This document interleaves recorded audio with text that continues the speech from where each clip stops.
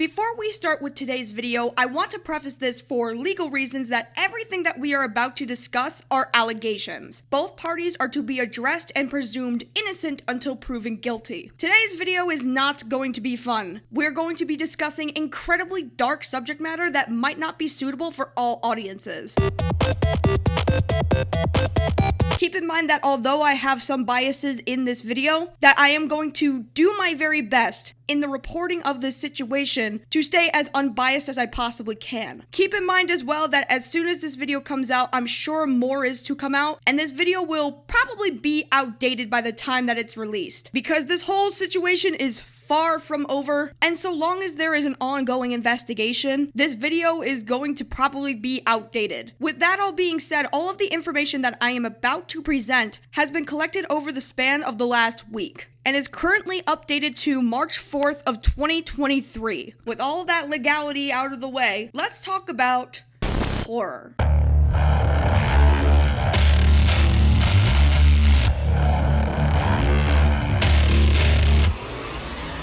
No reason that we need to have reaction content to people dying. It's because it's one of the only things that makes me feel anything as far as gore goes. I know I'm coming off a lot of unsympathetic here, and it's because I kind of am.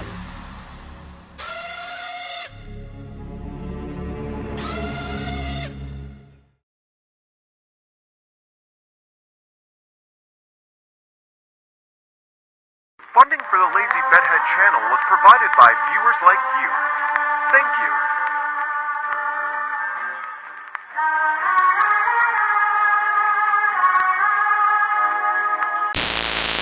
I'm not inherently against discussing the history and nature of dark web content online. If that were to be the case, I'd be against most true crime content. Although I think true crime content does have its own issues in the ethics department, the dark web content has its own slew of problems. I think because a lot of dark web explorers don't watch the videos in question, mainly because, it's gross and they don't want to view it themselves, or sometimes it can be extremely illegal, I think a lot of content creators make a spectacle out of the whole thing, without necessarily meaning to. A big thing I want to emphasize here and prioritize throughout the rest of this video is this. Assume well-meaning before malice. Assume ignorance before intent. Because I'm sure a lot of this stuff is personally not going to give you the ick as much as it does myself. But it is something I think we need to talk about. Because if we are going to talk about the ethics behind true crime and makeup, or true crime mukbangs. So,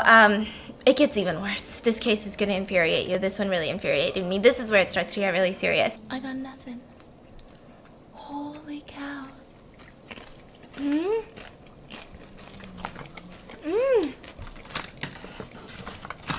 I'm not even sure what to say. That's so good. So good. Why is everything so good?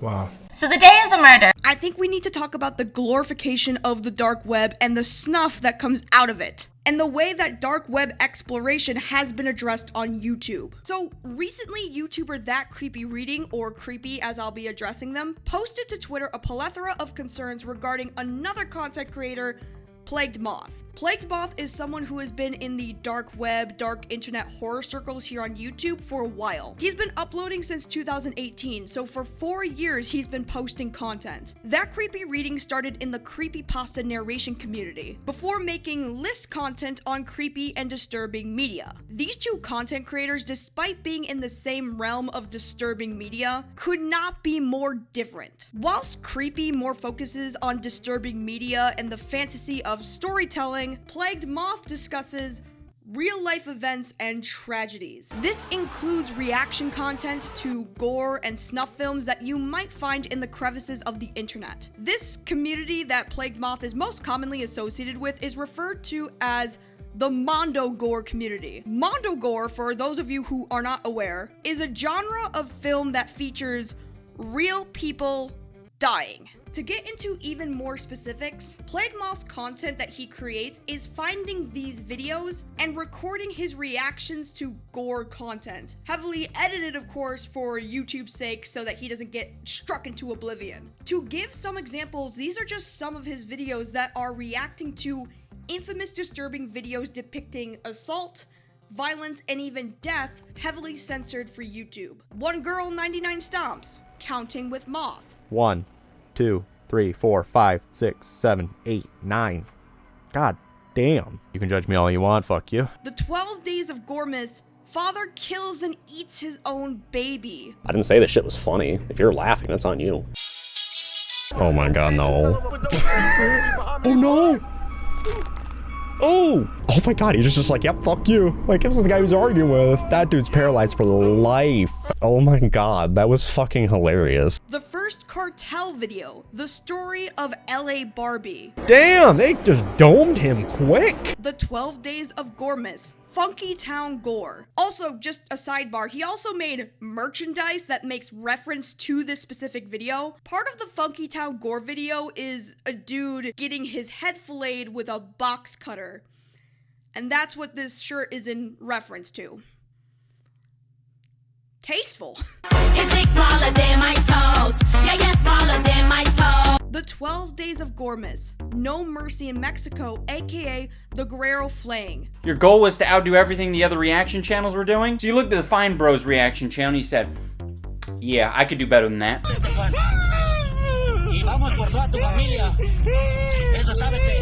Suffer, little children, yet another dark web video. Okay, we've been on this clip for a good minute. It's horrifying and sad, I get it, but like, let's get the boat rolling, guys. So, in short, given the examples that I have provided, you can see that Plagued Moth's channel is highly not safe for work, not safe for life, even. It's basically just like Jinx level style reactions to content that includes gore, child abuse, Mexican cartel killings, executions, assault, death, suicide, and copious amounts of violence. Plagued Moth is so infamous for this, in fact, that not only has he declared himself the Gore God, or the most controversial commentary channel, but also he has had an entire Vice article written about him. The article would go on to discuss the type of people that like to consume gore content. Quote, Plague Moth's videos alone have racked up over 30 million views, and he maintains a Patreon where he shares uncensored content with most of his committed fans. He and others like him act as guides for those who might be too squeamish to actually watch the videos in question. The past decade has seen a boom in true crime content, with just about every lurid historical transgression you could name being explored in documentaries and podcasts,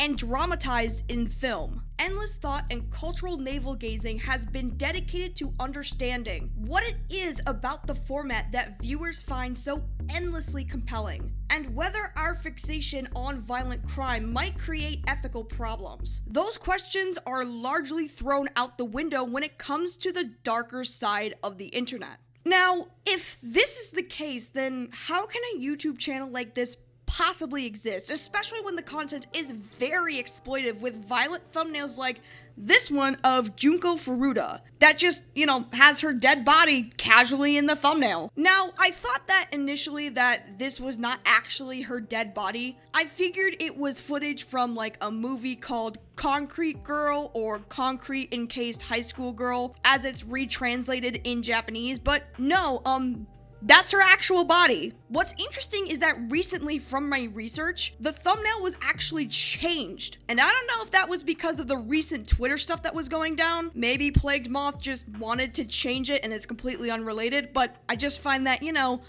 convenient. Or how about this one? This is a video that talks about zoo sadism and the torture of animals. Although it's not like reaction content, it is still a still image from zoo sadist content. Like, this is still an image of a dead animal from a zoo sadism video. Or what about this one of Ronnie McNutt 2 seconds before he would take his own life? This is his most popular upload, by the way, with 2.3 million views, and the thumbnail is literally this guy 2 seconds before he took his own life. Okay, sidebar again. In defense of using this still image as the thumbnail, the Ronnie McNutt video was being circulated around to troll people and trick them into watching the video. Because the content is so shocking and very triggering, it was passed around mixed in with unrelated footage to essentially harm people unknowing to the fact that the video they are about to see, in actuality, is a man taking his own life. So in retrospect, maybe this still image is a way to show what to look out for to avoid watching the whole video. Such as, if you recognize this snippet from the video, then you should click off as soon as you see it so you can avoid watching some dude kill himself. So in keeping with assume well-meaning before malice, I can only assume that that was the intended purpose. I mean, it still feels very exploitative without the added context, but with it, I can kind of understand. Okay, back to the video, bye. But at the very least, he doesn't show the footage. The footage is heavily blurred and censored. So Plagued Moth isn't actually showing uncensored gore content or dark web content. Right?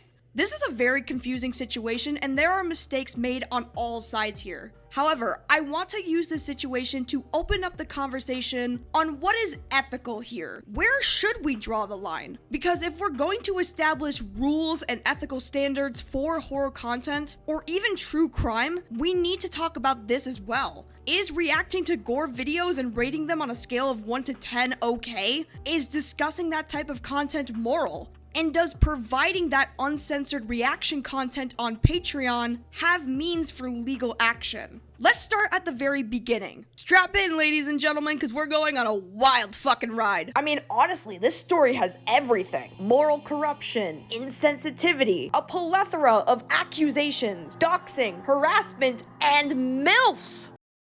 honestly, if that doesn't sell you, I don't know what will. So,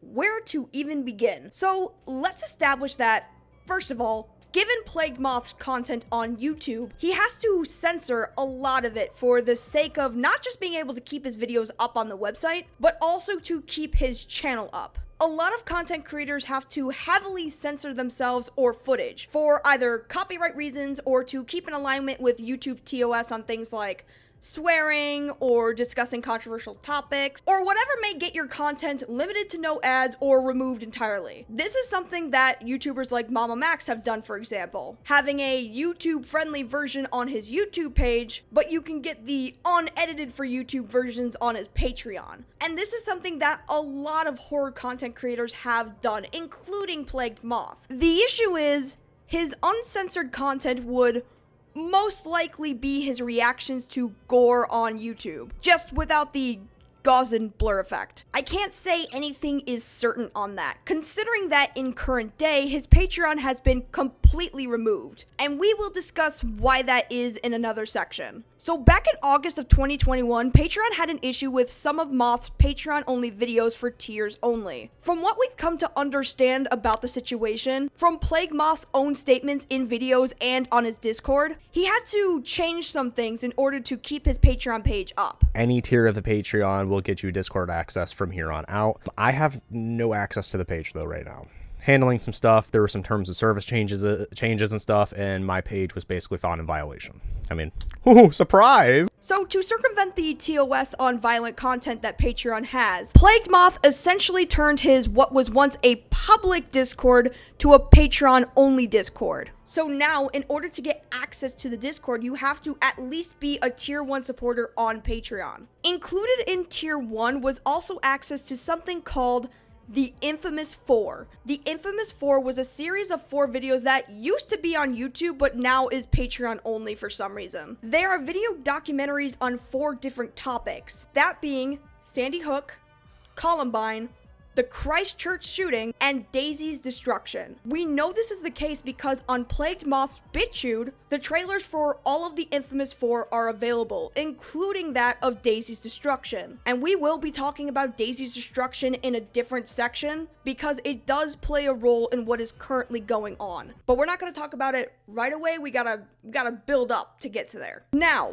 we know that the other documentaries exist because Plagued Moth's Patreon-only content was archived and uploaded before being removed. I will warn you though, if you do try to garner access to the archived material, the website that it's found on has a lot of anime porn ads for some reason. So if you are under the age of 18, do not go seeking out this content. Because not only are you going to get bombarded with a bunch of ads that'll probably give you a virus anyway, but the content is also like uncensored, not safe for life stuff. So it is definitely not for the faint of heart, and I definitely would not consider seeking it out if you are a minor. So we know at the very least that one of the tiers has access to uncensored gore material, and that being Tier 2. Tier 2 patrons have access to BitChute links of uncensored reactions to infamous gore videos online. Now, if you look deep enough, you'll find that Plague Moth's fans have talked about an alleged chat where all of these links come from. Fans discussing the channel that these links are allegedly to have come from was a channel called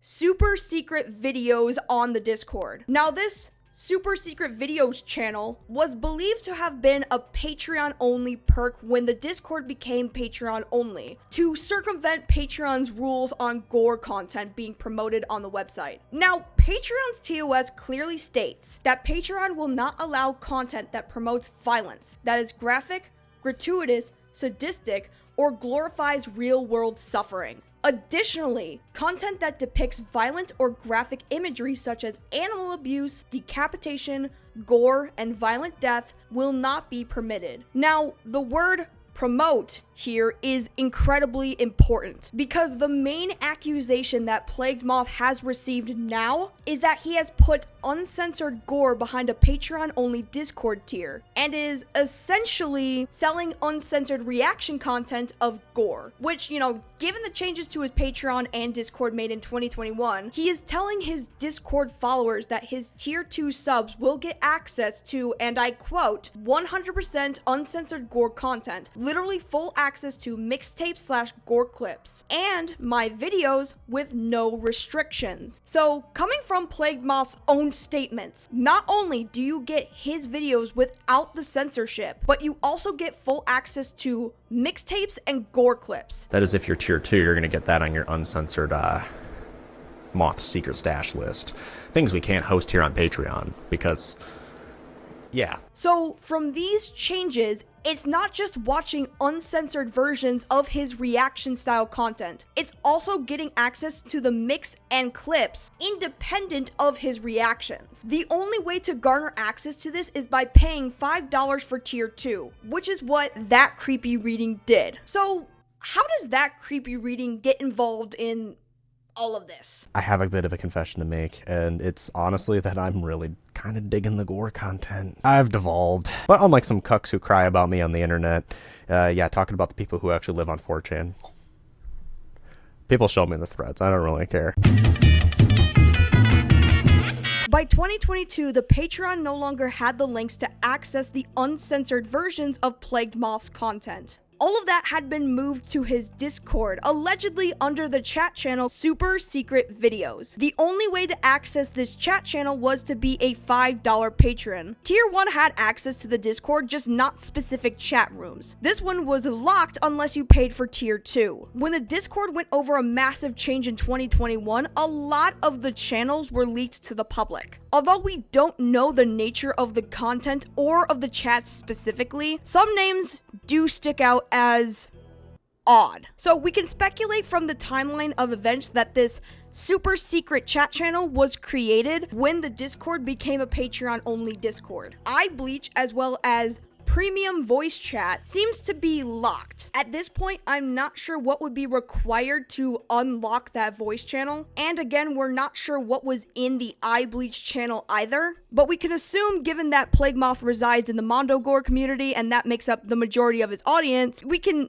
take a guess. So That Creepy Reading was introduced to Plague Moth's content with the video One Girl 99 Stops, Counting with Moth. The video is about what you expect it to be. It's a reaction style video to footage of a woman being stomped to death. Heavily censored, of course, for YouTube. And I'm going to do something more messed up. I'm going to count how many stomps actually happened because I'm curious. You can judge me all you want, fuck you. Kindly don't care at this point. Okay, you do not wash your hair. You do not pay rent. You are not some alternative. You are just some lazy boy pretending to be an intellectual. Creepy found the video very disrespectful. Seeing the nature of the video is a reaction video, which is a content style that has been heavily criticized for its lack of creativity, lack of transforming the content itself, and copyright issues involving blatantly ripping off and stealing other people's content, then combine that with a video that is someone watching someone else being stomped to death, and you get a pretty stunning and off-putting stream of content. Just click on it. And it's not just this one either. It's most, if not all, of his content, including an entire Christmas series of videos called The 12 Days of Gore, which consisted of talking either about true crime or reacting to infamous gore videos for 12 days every day leading up to Christmas. Festive. But we will get into the general criticisms of Plague Moth's content later down the line. Right now we're talking about the Twitter drama specifically. This prompted Creepy to investigate further, paying the tier 2 price on Patreon to have access to the Discord. From there, to access the uncensored versions of Plagued Moth's content, Creepy recalls that he was offered unlisted BitChute links that were part of a large list of links, censored at first. The following is the screenshots provided to Patreon in Creepy's initial complaint filed to the staff. The screenshots were provided to Twitter with heavy censorship, as to not reveal links or names. The uncensored version of this list does exist. I've tried to garner access through the links myself, but none of the links seem to work now. They all lead to a 404 page, meaning the pages did at some point work, but they no longer do now, for some reason. However, despite the majority of this list leading to nothing, I can confirm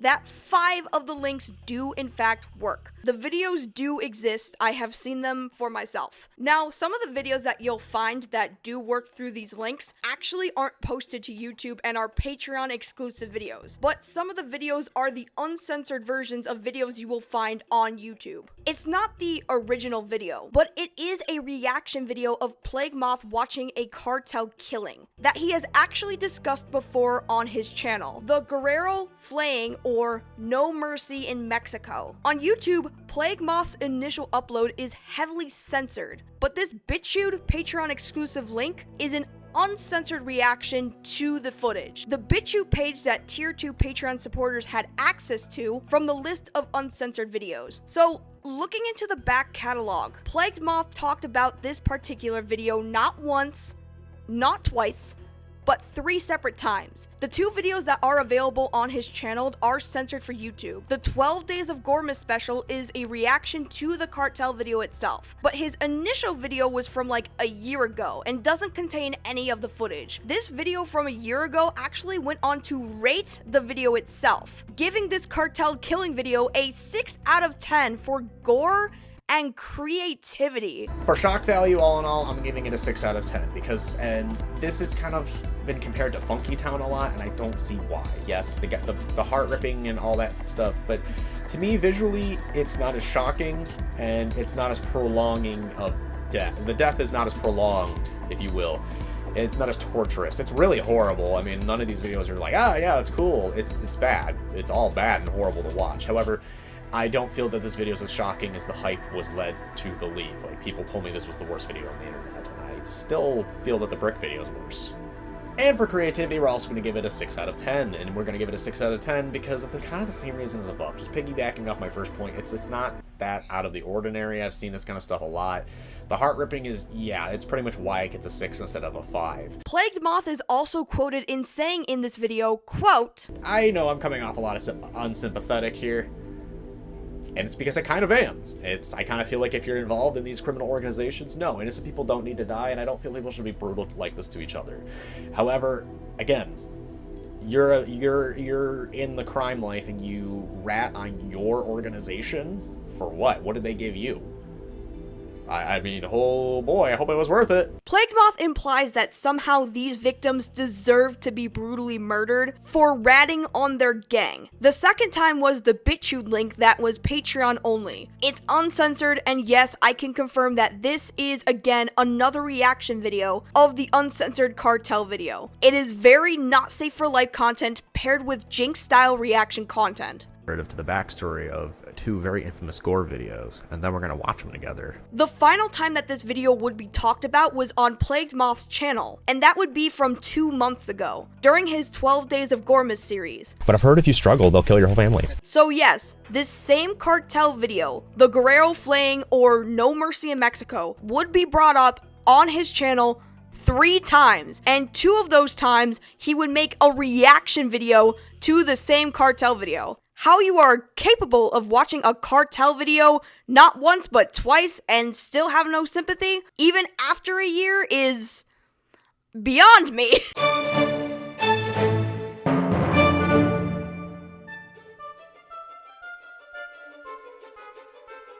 Now, in order to prove this accessible content that creepy reading was able to access through the Patreon-only Discord, he went live on his channel to show that he was able to access the uncensored videos from the list provided. This is like what you see if you were to find a BitChute without, like, you know, anything else. This is like every video that's on it, as you can tell. There's like no way that I can access uncensored Gore.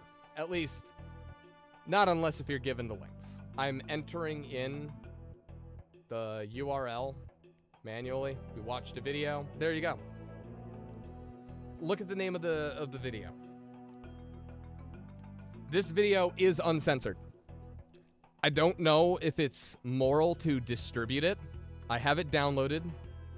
If I have to, I'll figure out a moral way to do it. But yeah, this video is uncensored.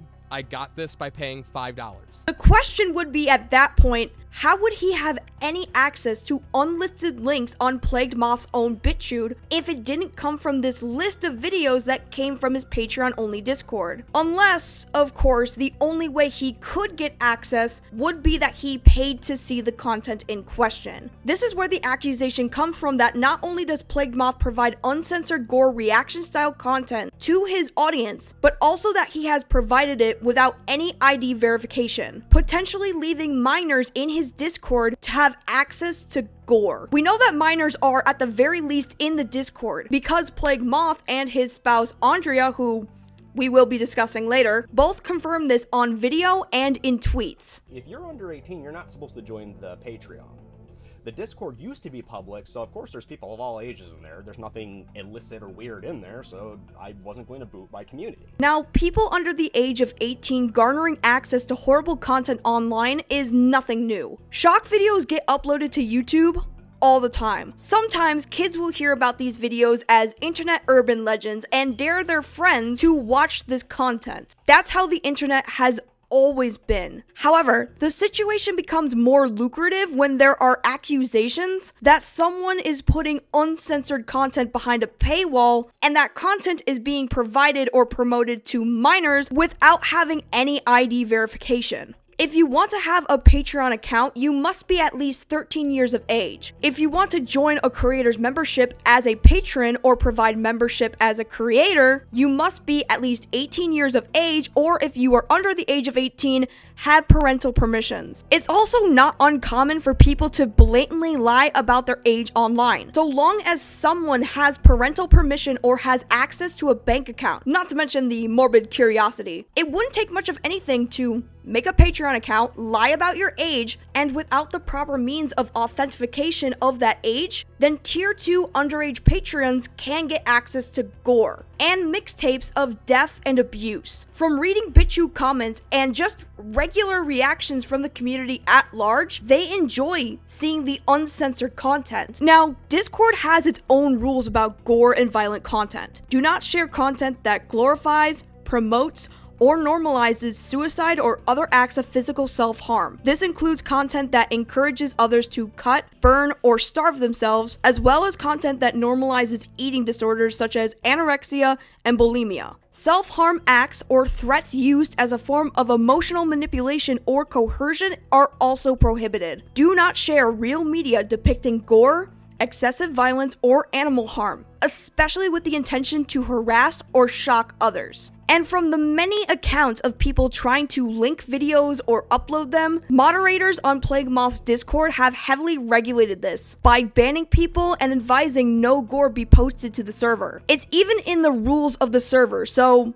if that's the case, then what's exactly the problem? The problem is that the links are still accessible in the Discord that have led to unlisted content on BitChute that shows uncensored gore videos. The idea that there is absolutely no gore on the Discord at all is obscure. Actually, I take that back. There would have been a long time ago, because my first Patreon page, like over a year ago, was removed because we were doing uncensored content. That was no secret. When the only way that Creepy was able to receive these links were from his Discord, not his Patreon, considering that Plague Moth had changed the rules since the first time that he had trouble with Patreon back in 2021. Not to mention the super secret videos channel where these leaks came from. So if the rules state that there is no gore allowed on the Discord, then why are links to Plague Moth's uncensored reactions to them getting posted? Why are Patreon supporters getting emails from Plagued Moth with a mega folder that contains what we assume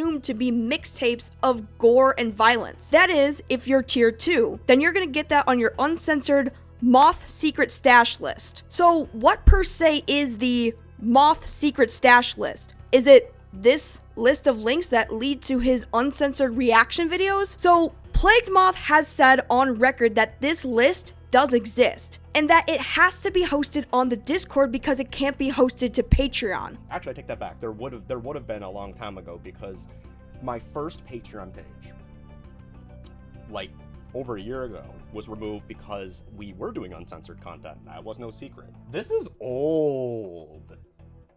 Old as dirt. Yeah, bro.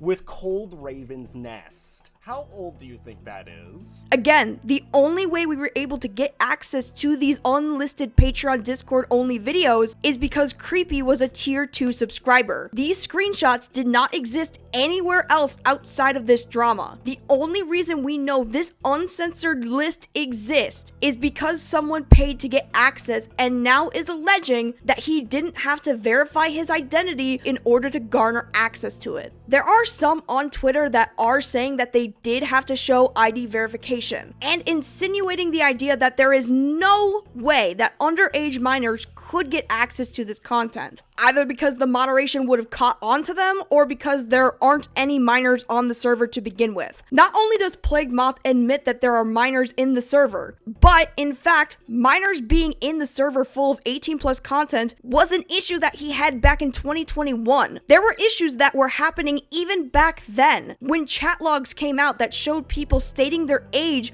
was 15 years old. 18 plus in my server works is you have to be active for a month. You also have to send in to a moderator a photo ID with you holding it like this, and you have to be holding your user Discord name like this very clearly, or you cannot access my 18 plus threads. But despite this, there's still no gore in those threads. Now, to clarify on a couple things, I'm not saying that no ID verification is required for the entire Discord. There are notable nude chats where you have to be at least 18 years old to access, and you must verify with ID. That much is a definite. From all of the accounts from all the people who've come from the Discord, that much is the case. However, it's been heavily debated whether or not ID is required to access gore content or the Mega Drive. And if it's not required to do so, then do minors have access to it? And if there is ID verification required to see that material, is it morally, ethically, or even legally acceptable to make money off of graphic content and distribute it to anyone who's on the server, including those who were potentially under the age of 18? And to answer that question, we're gonna need to go to law school.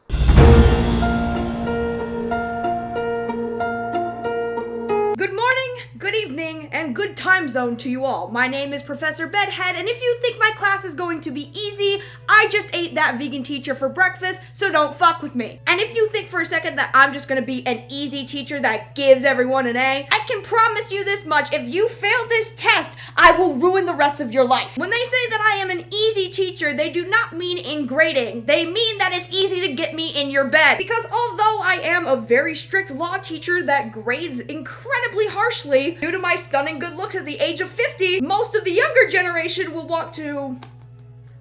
How do I say this in a way without losing my job? Fornicate with me in the mouth. This is fucking law school, so pay attention, this is gonna be on the test. God, I hate my job. To understand the legality behind this case, I think we need to understand what exactly is shocking content and where does it generate the most. So back before YouTube was even a thing, shock content was still very much accessible, even more so than I think it is now. And this is through the form of either shock sites or gore sites. The main difference is that one uses shocking and offensive material to comedic effect, whilst the other is used mostly as a hosting tool for such material. Gallery sites, such as Rotten.com, contain such content as beheadings, executions, electrocutions, suicide, What, we some kind of suicide squad? murder, torching, police brutality, hangings, terrorism, cartel violence, drowning, vehicular accidents, war victims, rape,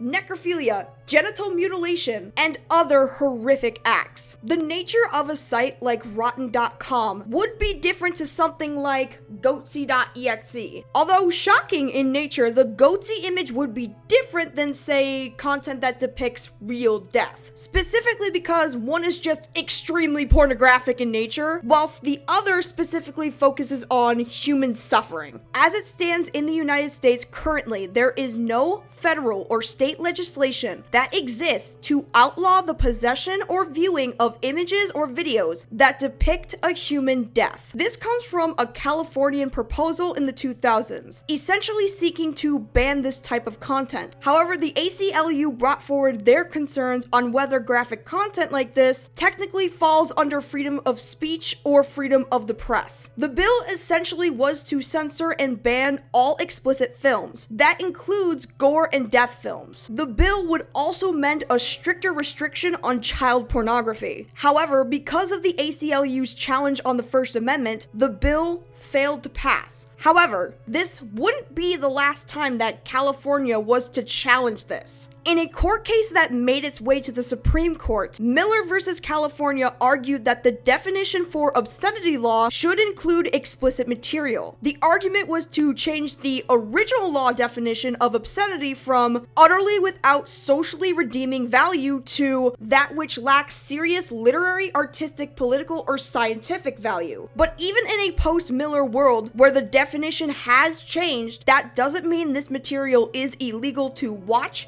distribute, publish, or even keep for yourself. This is due to the protections of the First Amendment, which the Supreme Court's final verdict relies on, the inherent dangers of undertaking to regulate any form of expression. This continues on to say that state statutes designed to regulate obscene materials must be carefully limited. This led to the creation of what is known as the Miller test. This test would determine at what level of obscenity would it be considered unprotected obscenity by law. In order for material to be placed under unprotected obscenity, the three conditions must be met. Whether the average person applying contemporary community standards would find that the work taken as a whole appeals to a prudent or lustful interest, whether the work depicts or describes in a patently offensive way sexual conduct or excretory functions specifically designed by applicable law, whether the work taken as a whole lacks serious literary, artistic, political, or scientific value. So most of the time, content like child abuse or child exploitation like child porn and death can fit under this category under unprotected obscenity. It's legal because it's just child abuse and murder, which sounds disgusting to say. I agree it should be illegal, but it's not. And part of the reason I make these videos is to kind of shine a light on that. Like, why?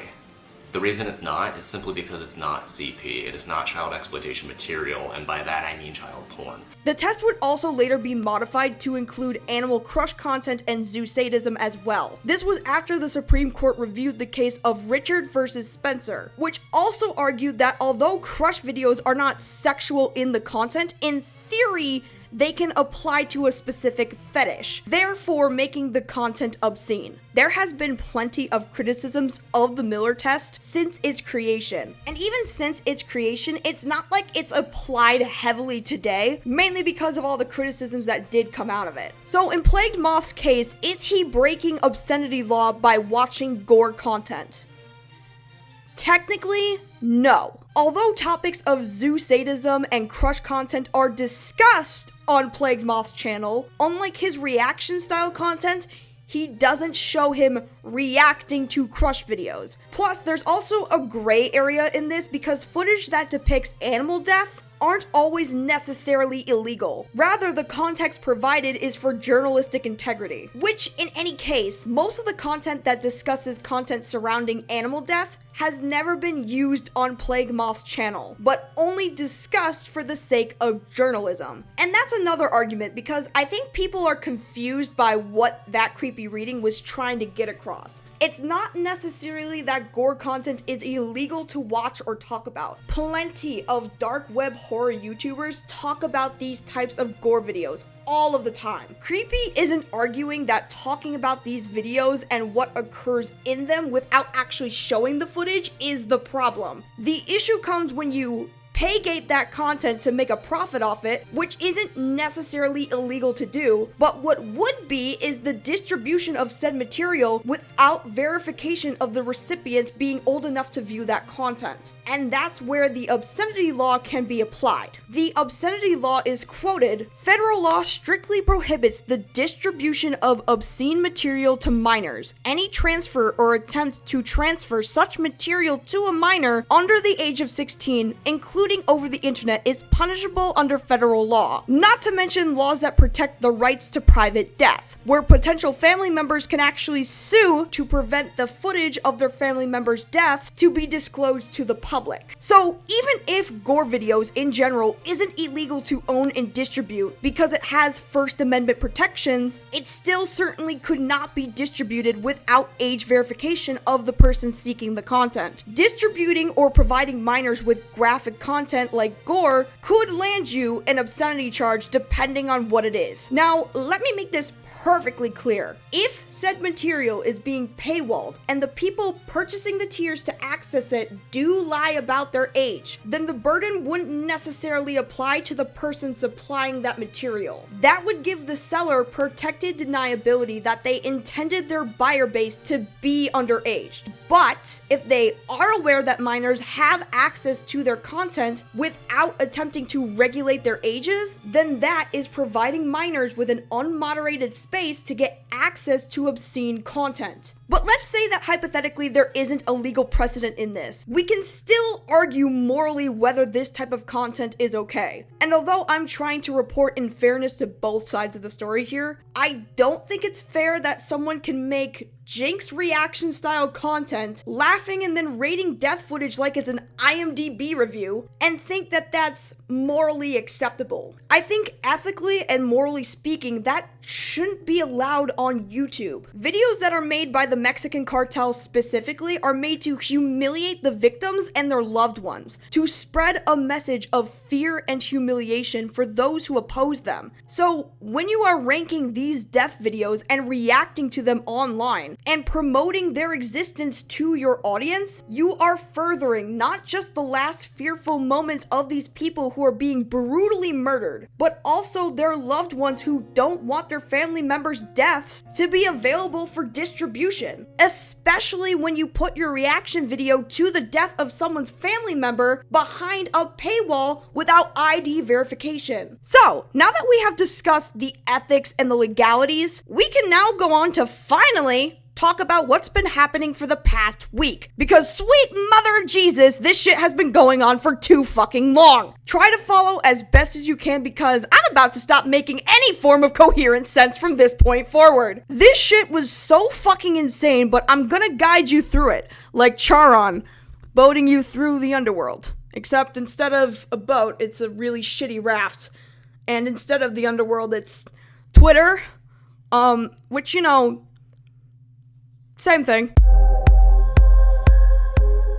So before we even get into this WWE style cage match between these two, we need to talk about how currently Plagued Moth's Patreon is no longer accessible. The page has been completely taken down. Now, why is that? Plagued Moth explains that the reason for this was because he missed an email to re-verify his ID in correspondence with a new Patreon update. It started last week with a missed email. So basically, there are new policies on sexual content on Patreon, and if you're an 18+ content creator like me, you have to re-verify your ID. So I didn't notice this email, and my account was hidden, and I was told that no, I couldn't get new patrons or anything like that until that's fixed, so no problem. What is so interesting about this particular section of his email from the Patreon staff is it says this: "We encourage you to contact them, his patrons, to let them know that your page is under review and how your content will change going forward." His account remained hidden until he could re-verify his account as stated in the email. But what's so odd about this is that Patreon is suggesting changes to his account going forward. Now, the question remains at that point, if this is really about re-verification and a new policy, then why would he need to change the content? This might just be me, but this doesn't really read like a re-verification email, but more of a review of the reporting of his page. Plagued Moth would go on to explain that he would have to wait for verification over the weekend. That was until his page was permanently suspended. The reason being for violations of Patreon's policies on offline activity that violates their on-site policies. He basically got struck down with the same shit they got Onision for. Those activities being the accusations we reviewed in the beginning. This apparently is a common complaint that Plagued Moth has gotten in the past. Not just in 2021 when he was in deep shit with Patreon the first time, but with all of these other people from his Discord that can contest that Gore was accessible in his Discord. A Discord that was made up of people of all ages across the board, including under the age of 18. Plague Moth would go on to suggest that the complaint isn't valid because not only does it come from a Kiwi Farms member, which the farms have discussed his online activity in the past, but also that this was an attack on a member of the LGBTQ community, as Moth identifies himself as gender fluid. In this exact video, he makes the claim that Uncensored Gore was not in his Discord server. He would also give us information on who else could be responsible for falsely reporting his Patreon, one of which is a guy named Fergi. And of course I have retaliation from Ripper, aka Fergi, right after outing him. This is the person that we're gonna get into later. He does admit that his tier 2 Patrons do get access to his YouTube content as a downloadable, but that there is no Gore in his Patreon only content. By the way, this is bullshit because their evidence for this is because the second tier patrons on my Patreon get access to a Dropbox with all my videos as a downloadable perk. That's awesome. I'm trying to implement the audio files as well. There's no Gore in there though. Now he could be talking about the infamous 4, which, as I've stated before, doesn't have any violent content in it. That much we can tell for sure, but the tier 2 does get access to a mega drop full of mixtapes and Gore clips. This message was around the time his Discord and his Patreon went through those changes. Most of his claims of being removed from Patreon he cites as discrimination, and that the Patreon staff is basically just covering their asses by refusing to investigate his collected evidence on harassment. They don't like the fact that I'm gender fluid and they've been attacking my identity and my family. Not only do I feel discriminated against, maybe I'm pulling that out of my ass, but like I said, I don't want to fucking make this the whole video. On top of that, the patrons who are still subscribed to a page that doesn't work anymore are apparently still getting charged from Patreon, and they will be pocketing that money instead of giving it to Plagued Moth. Another point of contention that Plagued Moth brings up is Patreon's monetization of content creators who were self-proclaimed MAPs, aka pedophiles. There are articles that do cite this back in September of last year. Plague Moth makes the accusations that Patreon was making money off of map content and child pornography. Last year specifically, they were under fire for laying off their entire security team.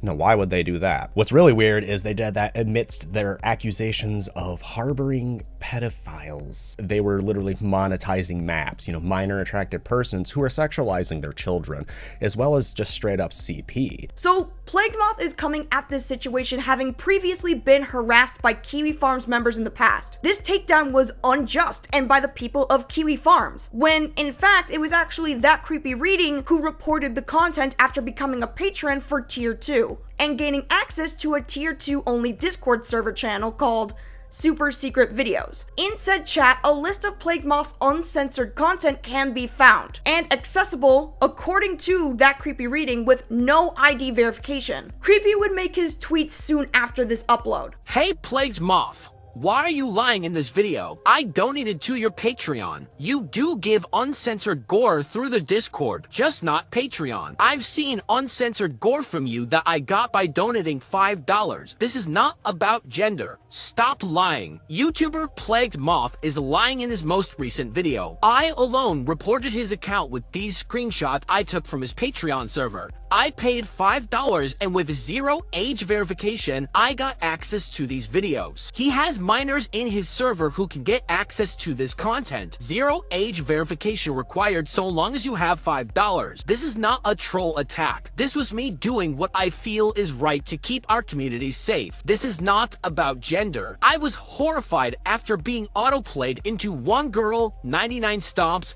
counting with Plagued Moth. I heard rumors and then verified them to be true. Uncensored human death is not a product. You cannot sell it, and anyone who does really should not have a platform to do it. Plague, get help. Now, a day after that creepy reading would make his tweets, another user by the name Burnbook would tweet this in response. Ask PM what was in the secret stash. Ask him when the uncensored gore was deleted, not posted last. Moth is trying to deny that there was uncensored gore on the server. There was until yesterday when this stuff started, in a channel named Super Secret Videos, paywalled behind the role one gets when they're subscribed to the Patreon. Are you denying that the video archive channel Super Secret Videos existed? The one with 3 sections, infamous for censored and uncensored? If you've spent more than 1 day in that Discord server, you'd know it existed. Dozens of others decided to come forward who were a part of Plagued Moth's community, and they had this to say. Moth, I love you, but he's got a point. These screenshots insinuate you're allowing minors to essentially pay for gore. It's one thing for adults to see that stuff, but kids? I'm 17, and I had joined the server of Plagued Moth since I had bought his Patreon, and I did click on the uncensored links. However, I have nothing against Plagued Moth, and I don't think that he should be getting hate either, since I knew what I was getting into, so me seeing gore falls on me. If he does, I hope his hard drives are searched. It gives me an uneasy feeling knowing he openly possessed zoo sadism content to review it, which is illegal in his state. Now, after the first 2 days of mudslinging back and forth, Plagued Moth would retweet other videos and evidence that certain members and content were not present on the server. Here is a video by Blur Hydra, showing that one of the minors in Creepy's screenshots, that being this one, was actually banned from the server. Here's another example where someone attempted to post gore on the server and was hit with a warning. Apparently, there are bots that warn you not to post this type of content. Eventually, the tweets and the conversation became large and loud enough that Moth had to make a response on Livestream. This livestream would go over the accusations and show how his Discord was moderated and set up. Conveniently at this point, the Super Secret Videos channel had already been deleted. Again, according to Burnbook, it was deleted around 6 p.m. on March 1st. Other than that, there is a lot more we can discuss coming from this livestream. Hey guys, I just joined the Patreon and Discord after watching a few videos and loving the content.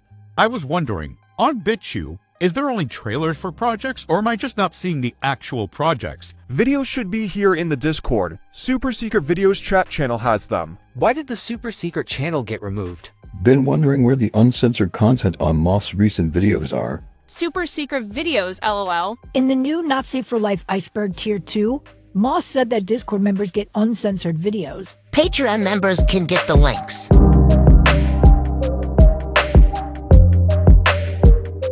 Hey, it's me, Plagued Moth, the guy who just sells gore to kids outside.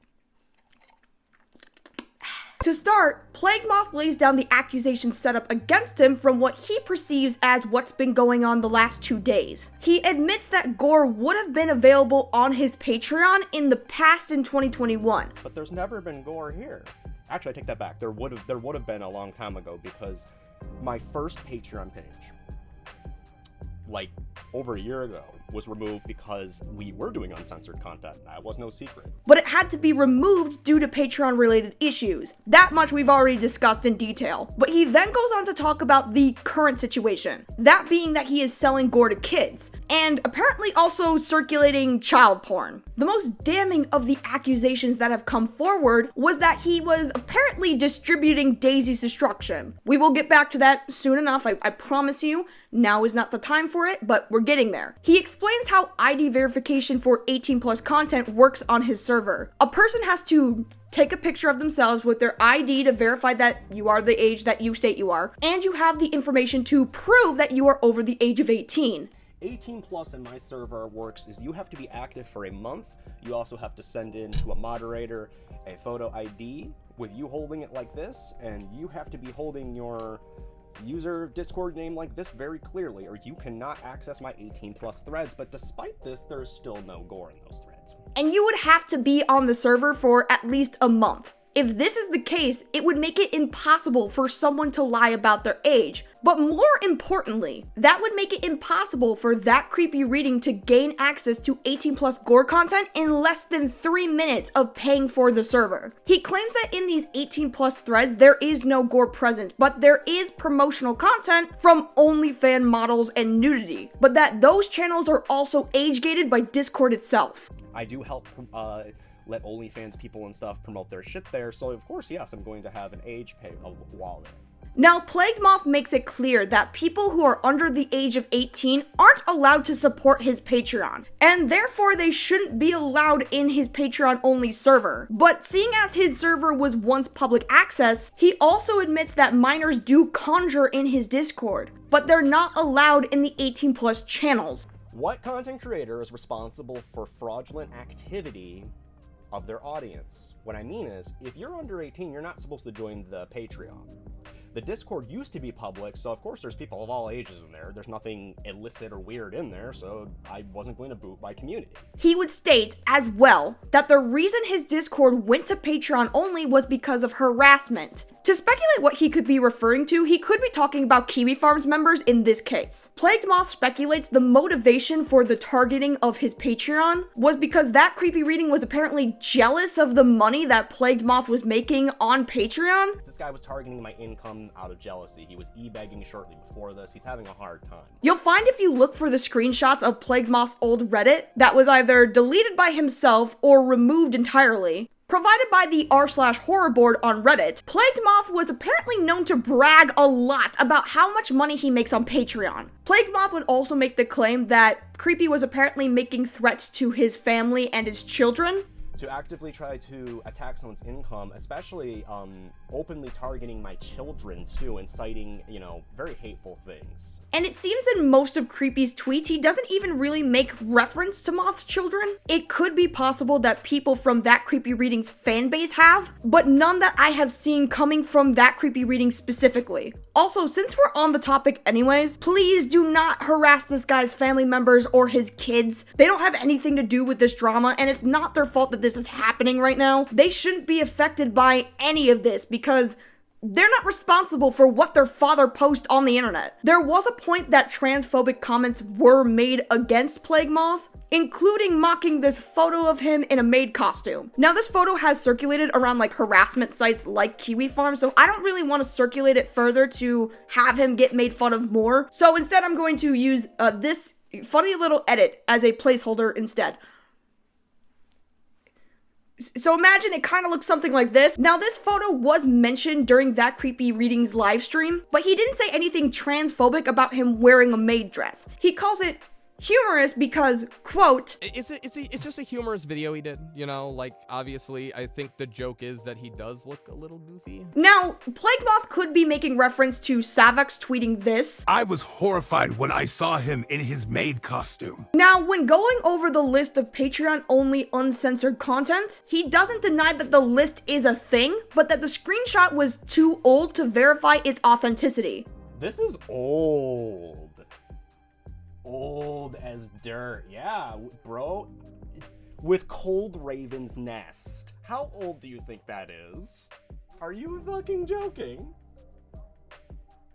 Jesus tits, man. There's not even World Court Part 2 on here. This is like older than I thought. This is over a year old for sure. My bad. This is even worse. Despite the fact that, according to Creepy, this was the list of Patreon-only content that he had access to when he entered the Super Secret Videos channel. In fact, he doesn't even really mention in what chat room that this list comes from, which I feel is important, but then again, how can you verify where this comes from when you've already deleted the channel after that Creepy reading came out about it? Plague Moth again would insinuate that Creepy was making fun of his daughter, who he just had to drop insulin funds for. This dude literally attacked my daughter's fucking insulin funds. I just put $5,000 down on an insulin pump. Now I'm kind of fucking broke trying to rebuild because he had a hissy fit. Again, I couldn't find that in any of the tweets or replies. There could be a chance that I'm wrong and I missed something, but the burden of proof to provide that evidence of harassment towards his children by that Creepy reading specifically is on Plagued Moth, since he made the accusation in the first place. No one was really talking about his children before this, and as far as anyone is concerned, Plagued Moth was the first person to bring his kids up in all of this. Plagued Moth would go onto Creepy's YouTube page and criticize how he shouldn't be making videos on disturbing topics, especially real-world disturbing topics. The reason he's arguing this is because Plague Moth believes that the criticism against him is that he shouldn't be making content on real-life gore videos, which was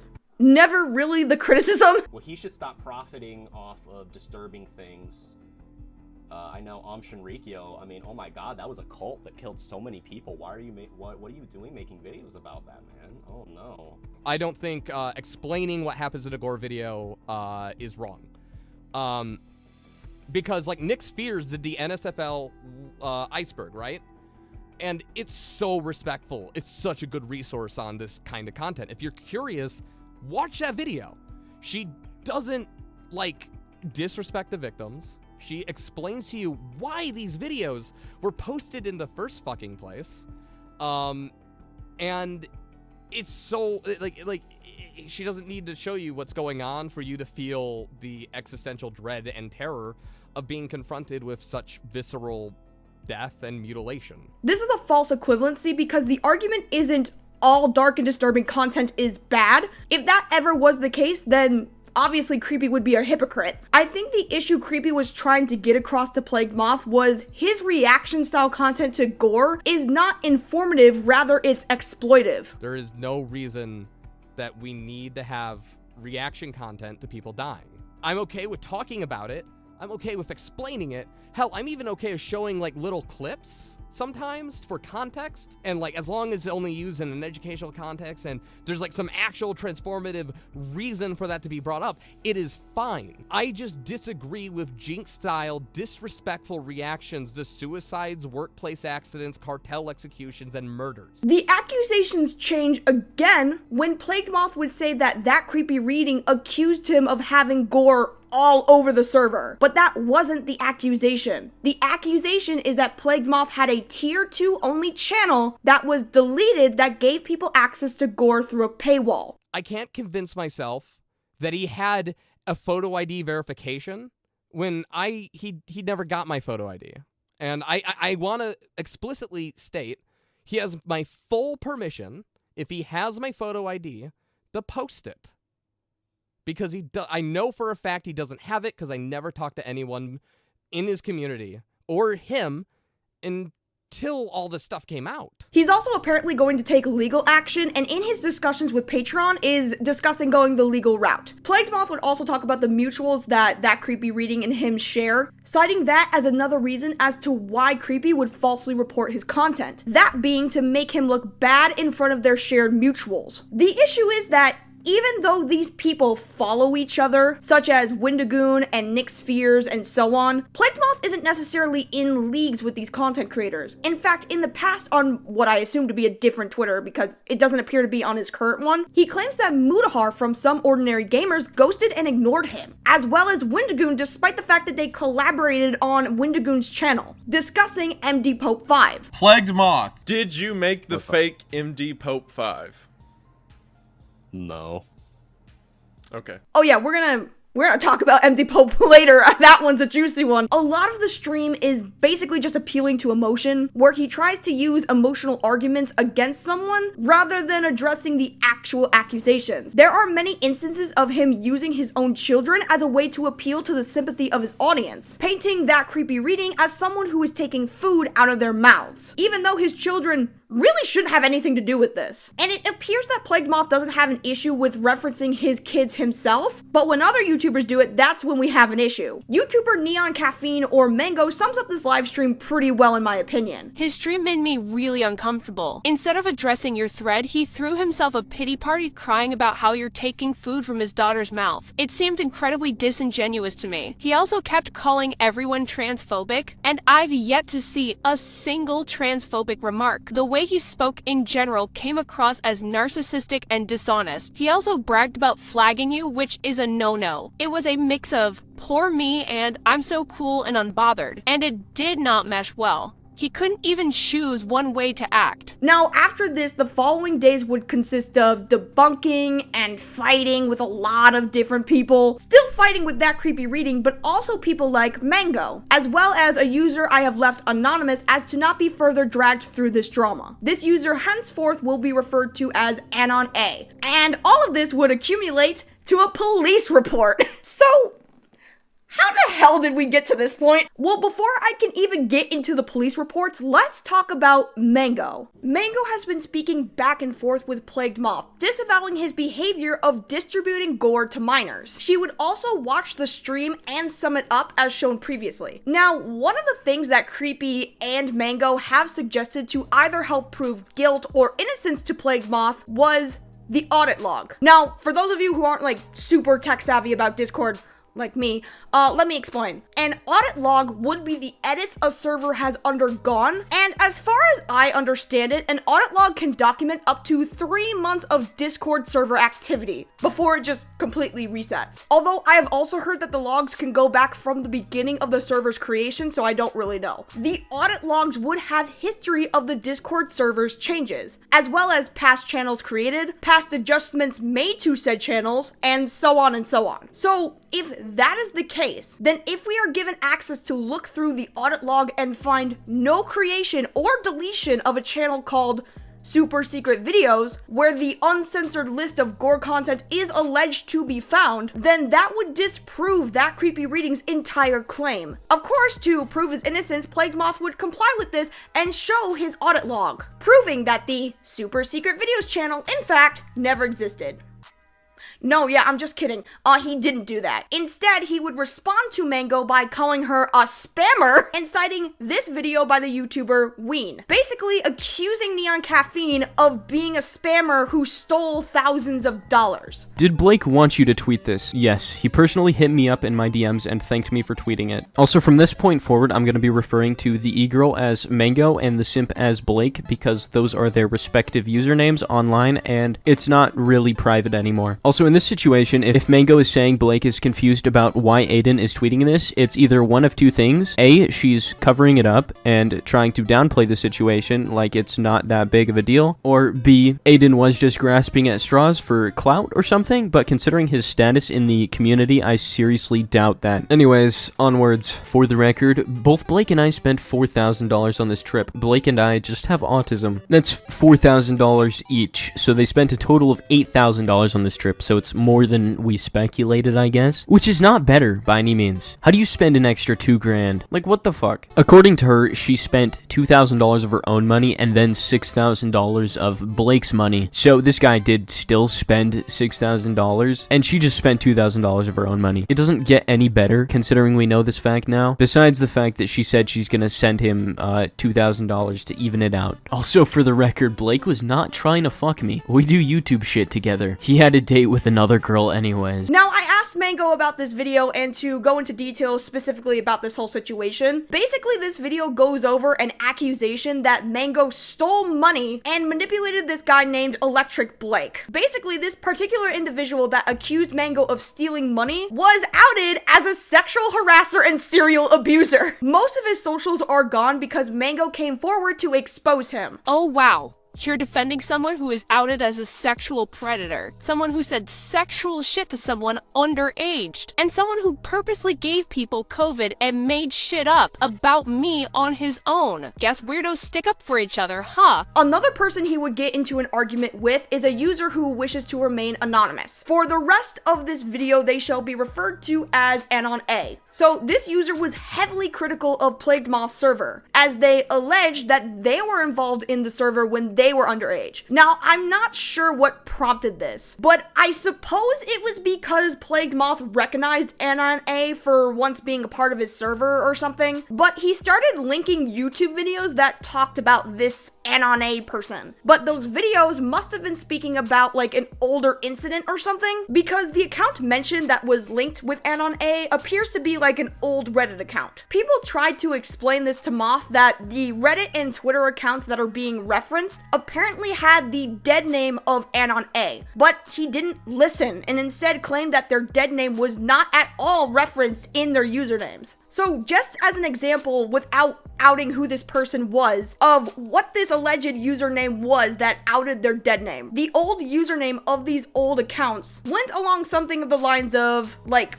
random word like apples dead name 123 or something like that. But Anon A themselves had said that this username had reference to their old name before changing it when they came out as transgender. So this whole event with their old username that consisted of their dead name really shook this person up. And as much as the community tried to explain the part of the username that had reference to the dead name to Plague Moth, he just continued to project and seemingly disregarded the request to delete or censor the dead name at all. Now, I've already stated that we shouldn't be dragging Plagued Moth's family members through this, especially his children. They don't have anything to do with their father's online activity. And anyone who is specifically targeting his children in all of this will never have my full support, like, ever. Like, what the fuck is wrong with you? With that all being said, I cannot make the same exception for Andrea. Andrea has been very hostile to a lot of Discord members in the past. And with this current situation on Twitter, they make no exception. So for those of you who don't know, Andrea is Plagued Moth's spouse. And the thing is, right, Andrea defending her partner isn't even something that is inherently really an issue. Plagued Moth is their partner, the person whose YouTube career is reliant on taking care of their family and their children. And look, I understand wanting to stand by your spouse's side on this. However, what is objectively unacceptable was the tweet that she made towards Anon A. Keep in mind, when I quote this person and I show you the tweet,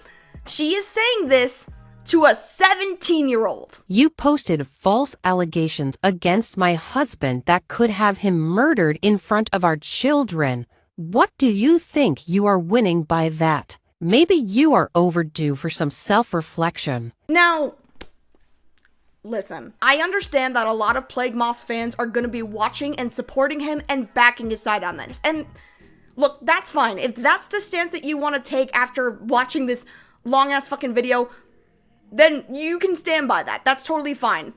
Whatever. But you have to admit, telling this 17-year-old that they would be responsible for the murder of their husband in front of their children over Twitter bullshit is not okay. Hear me out. Okay, this is me just coming out of my unbiased reporting for just a second. Like, that's just so wrong to do on so many levels. Not only jumping to the worst case scenario, but then also saying it would be some 17-year-old kid's fault. Like, regardless on whether you support Moth or not, that's fucked up to pin a potential murder on a child. I can't imagine in any fucking case scenario where that would ever be okay. It seems also that Andrea won't be taking back what she said to this 17-year-old, and instead she doubles down and says that they will happily remove the tweets with their dead name as long as they apologize first. You know, so just blackmail. Fun. Which, you know, if anything, the only person that needs to apologize is Andrea pinning a potential murder on some random child online. I have some understanding as to why people defend Plagued Moth, hence why I am showing their side of the defense. But I cannot understand for the life of me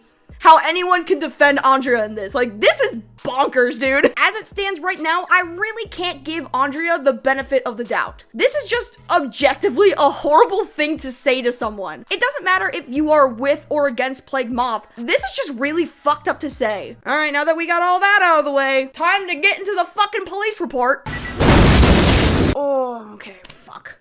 Jesus. Alright. So this gets kind of fucking stupid, but in explaining this situation on Livestream, I can kind of understand why Creepy would call the cops, but this whole fucking situation could have easily been avoided. And if Plagued Moth's community didn't push it to this extent, I think this whole thing could have made that creepy reading look overly paranoid. But alas, here we are. So Creepy has been on and off of Twitter throughout this whole thing, taking breaks as the overstimulation of constant Twitter notifications would affect their mental health. That Creepy reading has been pretty open in the past of having autism. So stress from something as serious as this could affect him differently than a neurotypical person. This point does get brought up a lot as Plagued Moth's fanbase has accused that Creepy reading for using his autism as a scapegoat. But that's not really what's essential to what we're about to talk about. It's only like an add-on to the context to these next tweets. So, in disconnecting for the night, that Creepy reading would retire to his Discord, and Plagued Moth would tweet at him saying, "Stay safe, Pontiac is a dangerous city, bro." Now, let me make this perfectly clear. That Creepy reading does not hide that he's from Pontiac. His tweets are traced back to Pontiac, and the reason why we know this is because his locations are on. So at this point, I am not claiming that Plagued Moth doxed his personal information. Even on live streams, Creepy talks about how he's from Pontiac. So this is pretty public information. Creepy does not argue that Plagued Moth doxed him, but they had been beefing on Twitter, and Moth's Twitter circles are less than happy with that Creepy reading at this point. So to mention Creepy's hometown in this semi-sarcastic manner as to take care, it was perceived as a vague threat to his safety. So he called the police to make an incident report. From the details of this call, Creepy mentioned all of the activity from Moth's Discord, but his main concern at that point was the fact that he was beefing with this person online, and that this person was projecting his location to a fan base that was seemingly out for blood at this point. As explained on Livestream, this was essentially to just create a paper trail should his address ever be found. No, this is not a dox. That is my city. I do geotag my stuff. I live in Pontiac, and he posted this Twitter thing at me. He had been beefing with me for a while, and he posted this in an attempt to make me feel unsafe. But the thing is, right, Plagued Moth could have easily gotten out of this and made that Creepy reading look like he was overreacting about a silly little tweet on the internet. I mean, considering that Creepy reading's tweets have locations on, it's not like anyone was doxing anything. However, he was making a vague threat. Not to mention, these messages from the Discord of Andrea hoping something bad would happen to that Creepy reading. And those online don't usually result in anything happening anyways, so Creepy could have easily been seen as overreacting to a tweet. If what happened next didn't happen, if Plagued Moth had just sat on his hands, then maybe he could have come out on top on this. But instead, he would accuse Creepy of harassing him and his family by calling the cops multiple times to his place of residence. He also mentioned that Creepy reading sent police to his family's house in Michigan. However, Creepy would claim that he didn't even know Moth had family in Michigan to begin with. Creepy would also clarify that the information that he had on the Discord was forwarded to the Macomb County FBI after voicing his concerns of possible obscenities. Now, Plagued Moth would make multiple claims that creepy reading was sending police to his family's house, doxing his family, harassing his family, not just online but now in real life with the police and the constant phone calls. He also would claim that after that creepy readings live stream, that his fan base would continue to harass and attempt to find his address. Now, to be fair, I'm not doubting that Plagued Moth has ever faced harassment and doxing, but the referring to his address being leaked could be from Kiwi Farms. To make the connection that this dox was from that creepy reading specifically, he would also make the connection that that creepy reading was a Kiwi Farms member himself. But the thing is, the Kiwi Farm threads on Plagued Moth was made long before this drama even started. And his contact information has been doxed on the farms long before that creepy reading even got involved. So I don't think that this is enough proof or evidence to say for sure that that creepy reading is a Kiwi Farms member. Especially when all of this doxing and harassment of his address was long before this drama even started. It could have been possible that that creepy reading's fan base went to the farms. That creepy reading himself said that he went through his thread before, but never stated that he was a farms member himself, or even had provided the personal contact information that's already been available before this whole thing even started. From there, they would publicly wish death threats on that creepy reading and hope that he would commit self-end. Like, you start to doubt yourself when you have so many people telling you to kill yourself, when you have so many people saying that you're wrong, that you're a liar. I bought Gore from Plague Moth. He sold me Gore. And if you don't believe me, that's fucking fine. But I'm not going to stop saying it because that's what I lived through. I can't convince myself he didn't do that. Now, to be fair to Plagued Moth's community, Plague Moth would try to nip these death threats directly, which that creepy reading has acknowledged and thanked him for. There has been some attempt from the community to try to stop the death threats. And if the community had stuck to that, this whole thing could have possibly been a chance to reconcile and make some sort of redemption. But on his Discord, Plagued Moth's behavior would not reflect his attempts to control the anger from his beehive of a fan base. In fact, he would actively encourage his fans' anger by 1, threatening suicide, as well as joke about feeding that creepy reading's guinea pigs to his dog. You need to leave! Now, as far as I'm aware, having spoken to that creepy reading himself, there were 2 police calls throughout this entire situation. The first one was in case he got swatted, as well as discussing the situation with the Macomb FBI. The second time was an incident that we believe was unrelated, but I'm gonna bring it up anyways because it's really, really important to the story. Hey, look who it is. It's animated me, because guess who forgot to record this part? Me!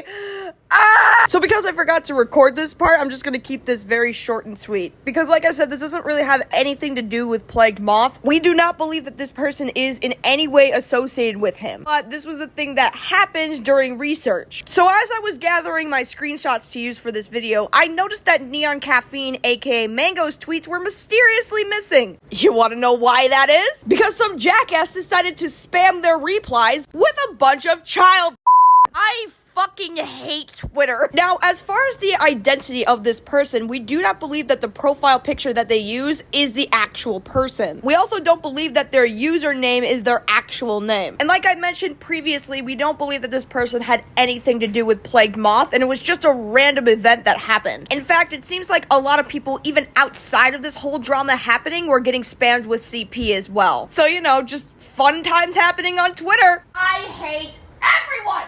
Hello? Yo. Yo, what's up?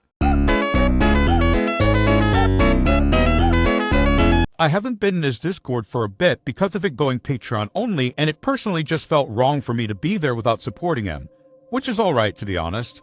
But when I was there, it was generally a safe space. People were nice and accepting. I don't remember talking much in the Discord, unfortunately. But even back then, there were rules against people posting gore in the Discord. His Patreon is a different situation. I never had the money to sub to it. There was uncensored commentary at one point, but it wasn't just pure gore. but that had to get moved to what I assume to be Dropboxes. I understand that that creepy reading is looking out for the teens in the community, but we were really in the Discord to access gore content. There was free websites and forums like Watch People Die, for an example, widely on the internet, just a Google search away. But that's my personal perspective. I first joined the community when I was 15, and now I'm almost 18. These two members, both trans men like myself, I've since become trans-mask non-binary, invited me to their Discord server. One was a year older than me, the other was 2 years older than me. In this Discord server, they would erotic roleplay and send explicit and sexual in nature images of themselves. I have no issue with Not Safe for Work as I interact with it a lot. My issue was that they would ping me in their ERPs and pictures saying, "Hey, what do you think?" I never responded, and when I did, it would be a very dry response as to not make any issues. Eventually, I got fed up and left the server and let Plague Moth know that they were poaching members into doing this. Plague Moth proceeded to ban me, DM'd me privately and told me I was banned for faking my ID and for looking too young for my age. Mind you, I was 18 for 5 months. This situation traumatized me. I'm 20 now and I still have anxiety about showing my ID. Later, my fiancé came to Twitter and told Plague how fucked up it was he was doing that. Later, Plague Moth in his server made an announcement stating that I was a predator and that if he catches anyone in contact with me, he would ban them. I went to someone I considered a friend, I believe her name was Belle, and had a full-blown manic attack, saying things like, if they spread rumors about me and say that I'm a predator, I might just kill myself, which Moth and his friends tried to use against me, which is actually still up in Moth's Twitter replies. He said really terrible things to and about me, and spread terrible rumors just because I didn't consent to being pinged to certain content. I would also like to mention that when Moth and I were in good terms, we were talking about hentai, and he mentioned that he buys his 14-year-old daughter, now 16, hentai stickers. He will now deny that and say they were just anime waifus. It just made me really uncomfortable that he would say that. For the people that haven't actually dealt with him before, it's just a slap in the face once you actually just hear about it. It's just that he seems very hostile online, you know what I mean? So, like... Oh, he's a fucking viper. Not to make any sweeping accusations, but given how Moth has treated you in the past, was there anything that put you off to him as a person, or was he generally nice in the Discord? He was generally nice in the server, which is why it was so much to me on how he randomly lashed out. He wasn't too active in the 18+ channels, mainly in the global channels, but the 18+ users never actually chatted in those since we didn't want to talk to anyone who was a minor or unverified. How often was Moth on Discord? How did he come across? He was a lot more active than other content creators I've seen in Discord. I'd say a moderator amount from what I remember. He was quite nice. I never really talked to him, though. Well, again, his tweet he made about me where it said, I asked for Daisy's destruction 5 times, and people have considered that, and I quote, worse than child porn. Oh, it's like one of the worst child porn videos out there. Later, my fiancé came to Twitter and told Plague how fucked up it was he was doing that. Later, Plague Moth in his server made an announcement stating that I was a predator, and that if he catches anyone in contact with me, he would ban them. I doubt it. It's a bit of a big accusation to just kind of spout out there on Twitter without any backup for that. That's a lot. Yeah. Don't just make up shit on the fly. It's baffling. He said this in the main area of his server, which, by the way, he did not check people's ages back then. And when I looked at the Twitter accounts of like the people he's told it to, I found out those people were minors. Someone as young as 15. So, at any point with your time in the Discord, were there chats where you had to have ID verification? Only if you wanted access to the Not Safe for Work channels. I didn't verify my ID. I was 15 at the time, so I didn't have access to them. There were 25 verified adults, and only like 6 to 15 were actually active, depending on the time of day. So there were probably a lot of unverified adults, but a majority of the active members in the global chats were proved to be minors. Not every member of the server is active, though. So, most of the active members of Global Chat were minors with a few adults in there. But his server was completely public and accessible to everyone who had a YouTube link, regardless if they were subscribed or not. So, I wouldn't be surprised to know how many minors were actually there. Yes, and same person who did R Snuff 73. Oh, no shit. Server, but he was in Plagues. He was in Plagues, okay. Because I thought R Snuff 73, whatever the name of that is, I thought that was a myth. I thought that video doesn't exist. The whole 4K child porn gore thing is a myth. It's just, child gore. What you're claiming is that, like, some infamous, I guess infamous is not the word, just, or maybe it is, I don't know, people who have been, like, yeah, they have been behind, certain gore films, and they were a part of Plague's server, is that correct? Just the people who made, R Snuff and Amber Alert. And Amber Alert, okay, got you. Can you tell me from your recollection why the Discord went Patreon only? So, from my memory, Moth was getting harassed by a bunch of creeps. There was also something to do with a lolicon edit of his daughter that these creeps made. I think they were from Kiwi Farms, but that's something that I cannot confirm or have much knowledge of. I only saw a few adults. A majority, and I mean a major majority of these people were just kids. I'm pretty sure there was a 12-year-old. Like I said, one of the youngest people on the server I verified was a 14-year-old. You said there was barely any adults. Were some of these adults at least moderators at the very least? Only one. Oh, that's not good. Oh, oh no. Yeah, it's not. He would also say some really horrid shit to the minors too. He wouldn't necessarily groom them per se, but he would say some pretty non-child friendly shit. So, my first question is, you're not necessarily accusing the two mods of grooming, more of sexual harassment, is that correct? Yes, not grooming at all, 100% sexual harassment. It didn't help that Moth defended them and accused me of being a predator for not wanting to be involved. Also him trying to say that I was transphobic when I never was. Just another false accusation. I was openly trans in the server. The two people who sexually harassed me are also trans men. So, given your experience with the reasoning that Moth provided you for looking too young and faking your age, do you think it's possible for young people to fake their IDs? How did the mods take their job in checking that information? Did they take it seriously, or did some slip through the cracks? They just did a send your ID, send a picture of you holding your ID, and send a picture of the server name and your ID verification. No, he is a groomer, but not to a child. He did, he would quote-unquote convince his moderators to do things that they wouldn't want to do, which, is considered grooming, but he's not a pedo. Right, I don't think so. I don't think there's enough evidence to suggest that. He's an adult. Yeah. He went after were adults.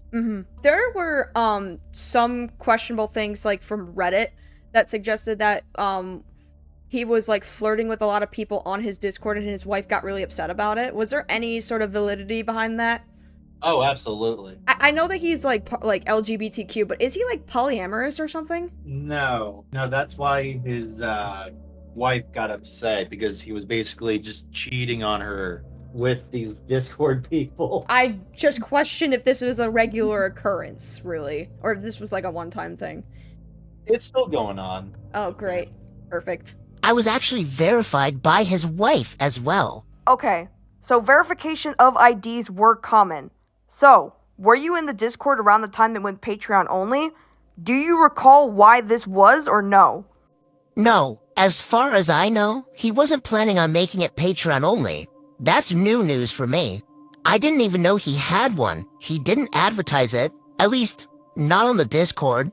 I stopped watching his videos before it got, like, captions or something. Were you there around the time that the fake MD Pope video was made? MD Pope 5, where yes. It was just a third of it was just a Serbian film. The first third of the film was just fake ass memes, like man on doorknob, and it's just him giving like a doorknob a blowjob. No, I know that because it was on Wendigoon's channel, but I was just wondering, because when Wendigoon made his video, they didn't get any confirmation on who was the person who made it, but then on Twitter, I think Plague Moth verified that the person who made it was one of his mods or something, but I've also seen information that suggests that the person who made it was a minor, so I don't know what the story is behind that. It's true. Like, one of his minor mods was the person who made it. Do you think Plague Moth had any hand in making that? Because when he talked to Wendigoon, he said that he had no say in it, but that he knew that it was like being made in his Discord server. No, he had help with it because he's known to just make shit up or spread misinformation,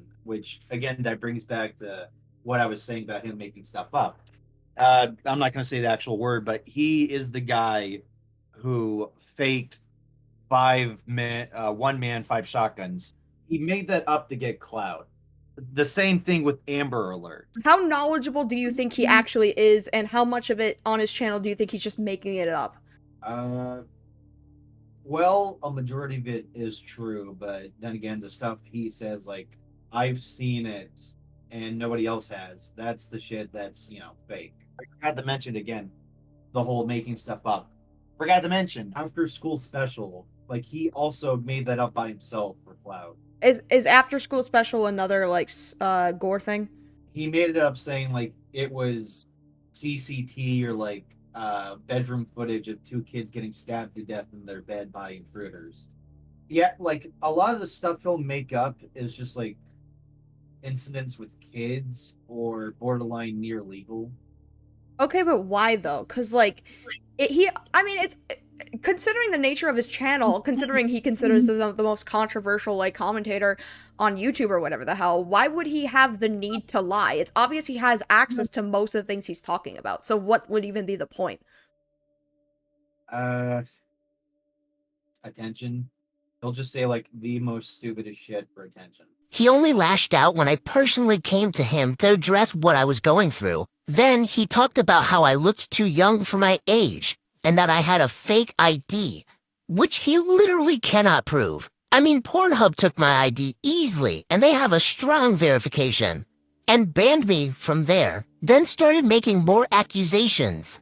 I suppose to make me look bad and non-redeemable, but the reason I was personally given for the ban was because I looked too young and faked my ID. The rest were randomly thrown out. I know this probably isn't any of your business, but were there anyone else that had experienced what you had gone through?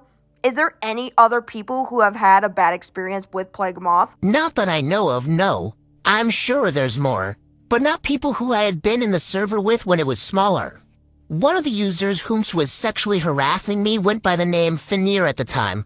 I don't know if they're still in the server or if they go by that today. So basically, that creepy reading is basically accusing Plague Moth of providing gore material to minors without ID verification if they are subscribed to his Discord-only Patreon to get... That's true, actually. Yeah, he did that before his Patreon. He would just give access to Dropboxes, Google Drive. I know some of them included child gore, like some pretty heinous shit, but I don't think it had CP. Though providing minors with anything sexual in nature is illegal, and that could get you landed as a sex offender. Because, those Mondo clips will have just random porn in it. Sometimes just shit porn or just normal porn. Were you aware of a super secret stash Discord page on Moth's server? Yeah, that was in there at the time. I didn't mess around with that channel, though. So you have seen it, because apparently that's where people were getting the links dropped to uncensored gore content. Yeah, it was a pretty used channel amongst the members of the server. So, it was accessible to you, but you've never been in it. Yeah. So, it wasn't a Patreon exclusive?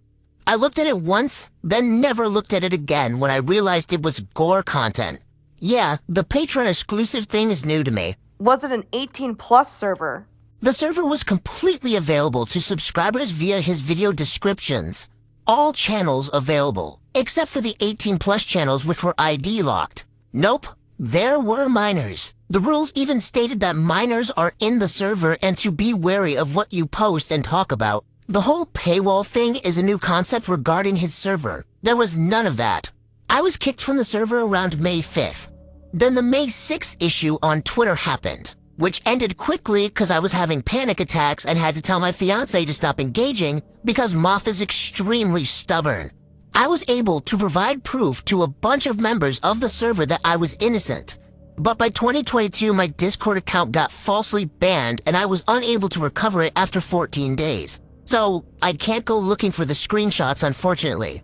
Okay, that makes sense. The Patreon was reported August 18th, so by the time you were gone from the server, the paywall must have been affected immediately after, meaning you were involved in the servers when they were still public access, known to have minors in the server, and the super secret stash was publicly accessible with no ID verification. Which means that, even though it's under a paywall now, and Plagued Moth is stating the channel and links don't exist, they were published publicly. This can only mean that when he turned his Discord over to a Patreon-only Discord, the ID verified events could possibly still not have been a factor if it was always like this before it became Patreon-only. Yep, exactly. The links in his video's descriptions don't work because he revoked the Discord invites via server settings to completely switch to Patreon. I should clarify that his server was small, but still quite large. About 8K members at the time. So him removing all minors would be impossible unless he either purged the whole server or ID verified everyone. But who knows who else faked their IDs? I understand Gore wasn't allowed in the main chat rooms, but was it allowed in these not safe for work chats, or did Gore not really count? No, it wasn't. Discussion of it was. I might not be the best source for what is in the not safe for work chat because I've never had access to it. I know there's a channel for people in the sex work industry, which is fine. It was kept under the not safe for work channels, though. Okay, so from the accusations that were clarified on stream yesterday, it seems that the lack of moderation was coming from a chat room called Super Secret Videos. It was Patreon only, so I assume you don't really know anything about it, correct? No, I don't. Sorry. In terms of, like, the Daisy's destruction thing, was there any reason why he kept accusing you of wanting access to it? Because that's kind of a weird situation. It was literally just because I made the Virgin Chad meme. Oh yeah, I saw that. That is literally the only reason. Okay, because I was just wondering if there was like some sort of incident, like not just the tweet, but like if there was anything in the server following that would have alluded to that for some reason. He does it when he gets pissy. Was there ever any sort of ID verification for Gore content specifically? Not at the beginning. Not in the beginning, okay. No, after I got removed. So, in terms of like what happened before the Patreon only Discord, or before the Discord became Patreon only, there apparently where that creepy reading is getting access to this content was from some Discord like chat room called like Super Secret Stash or something, and that it apparently it wasn't moderated at all. No, absolutely not. It was not moderated whatsoever. But does the Super Secret Stash like place even exist at all? It did. He's not very respectful towards victims, like I said, like the Twitter DMs. Mm-hmm. Because he'll just use shitty little thumbnails for serious matters. Like for the ultimate non-safe for like iceberg. He just has a fucking picture of a chihuahua on burgers. So, given that you've watched his content before, I'm assuming that you know a lot of it revolves around discussing internet gore content. Do you think there are any ethical or moral issues with the way that Plagued Moth goes about discussing his content? I.e. his reactions to and rating some of these videos? Yes and no. Like other content creators, I feel like he has his good videos and his bad videos. And with ethics and morals, I think Moth has been a lot better than a lot of others covering the same content. Sometimes even more informative. But in my opinion, if Moth is ethical with his content, as an individual, it is up to the person. I watched Moth because he covers a lot more disturbing content more similar to Nick Crowley. Correction, if Moth is ethical with their content, it is up to the morals of the individual. What was the reason you were in the Discord to begin with? Mainly see how chaotic it was because everybody in Raven's server said it was a shithole. I heard some things about Raven's Nest. Apparently those two used to be friends at some point, but they had some sort of falling out. I was wondering if you knew anything about that. They were never friends. They were more like acquaintances. I never associated with him, and they just knew him for like a day or two, Mm-hmm. and then just not talk to him again. And then he'll just talk about like, oh, these guys fucking ghosted me despite, not interacting with me at all. Is that a pretty common occurrence of him kind of having this parasocial relationship with people online? Yes. Mm. Like that's a majority of his relationships besides actual family. But you said this was a thumbnail for one of his videos? Yeah, well, the You Killed Uncle Hank one was, but the Nicki Minaj might have just been a screenshot for. Do you think the part 4 to that is posted in this website, this tier thing? It might be him talking about it, but it won't have footage of Daisy's destruction. Also, I'd hope so. He does know somebody who like has a bunch of gore clips, and I believe he does have Daisy's destruction. Oh shit. Super secret stash that's full of gore was never an 18+ channel. No, just paywalled. Just paywalled. It is 18+. Now, I may have actually. I know I sent the screenshot to a few of Johnny's members, but I can't find their accounts. I would usually find them through like mutual friends. Mm-hmm. But his account's gone, so I'm just trying to remember. I think one of them was Dog or Attack Dog. I know one of his mods, Shane, I believe has it, but I can't find his account. So just to re-clarify though, just to back up what others have been telling me, the secret stash full of gore stuff that had the links to uncensored gore that creepy reading received, that whole secret stash thing was never age restricted, just paywalled. Yes. Is it common for Plague Moth to just delete channels for like controversial reasons? Channels maybe, but I know he does just normally delete messages. Do you think that like Plagued Moth personally doesn't think gore is 18+ or something? Is that why? He honestly just does not give a shit, really. I think he probably should. Yeah, he should, but he doesn't. Do you think that Cold Raven would have any information in regards to what went down in Plague Moth's server? Was he involved in that server at all? No. He honestly just didn't want to be near him because he just started a bunch of shit. And that's why he actually deleted the server. Just a bunch of, So was, like, Plague Moth involved in his server, then? Yeah, and everybody hated him. Johnny just got rid of the server because everybody was constantly fighting. Oh. Because people started shit. A lot of those people that caused the server to get down were just a part of Johnny's. Not Johnny's, excuse me. They were part of Moth's place. His fans want to just, get attention from him, but he just honestly doesn't care. Do you know anyone that tried to, like, expose him in the past before for this same shit? Yeah, a lot of those accounts were mainly troll accounts. There was one actual account that would do it, but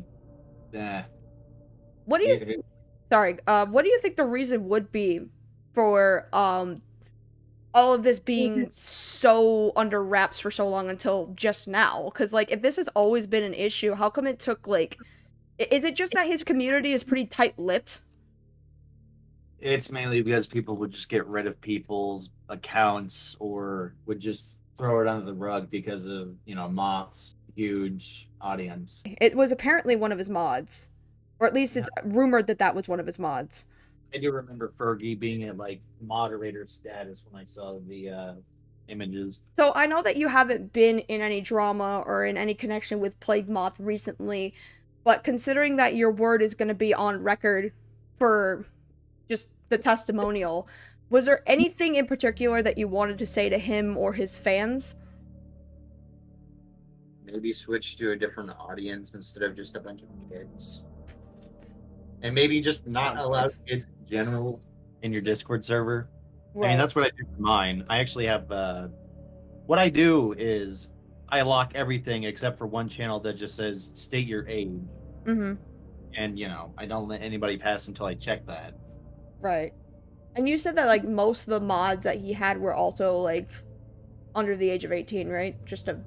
He had, like, 5-something mods, not including admins, and 3 or 4 of them were under 18. Youngest was 14, 15 maybe. So, what do you think, ethically speaking, like the ethics issues that come out of like the Monroe gore scene in particular? Being absolutely, excuse me, just treating the victims like dog shit. I mean, I get like Gary Plauché killing that pedophile, you know, good riddance, but there's people like the innocent teenager during like No Mercy in Mexico where he just gets vertically sliced. He didn't do anything. They killed him because, you know, his dad was a cop. Right. They just make fun of that dude and just call him slurs. That was that the Guerrero flailing? Because I think I know what you're talking about. Yeah, Guerrero flaying is also called No Mercy in Mexico, I believe. Oh, okay. Alright, I'm just making sure we're talking about the same thing. Right. Do you think, according to, like, your the ethical problems that you've had with dark content, do you think that Plague Moth, there is some content that Plague Moth has made that is somewhat ethical? No. Not at all? Nothing I can think of, because I mainly saw the lathe accident where he just kind of chuckled at a man just kind of... I don't know, like, a lot of his reactions were just kind of not good. Because I don't know, there's like... There was something with an infant getting crushed, and he just goes, oh. Like, he'll just make these really shitty noises, or just not care at all. And he'll just stare there like he's staring at the fucking corner of the screen. Yeah, it's awful, but it's just like... It's kind of fucked up.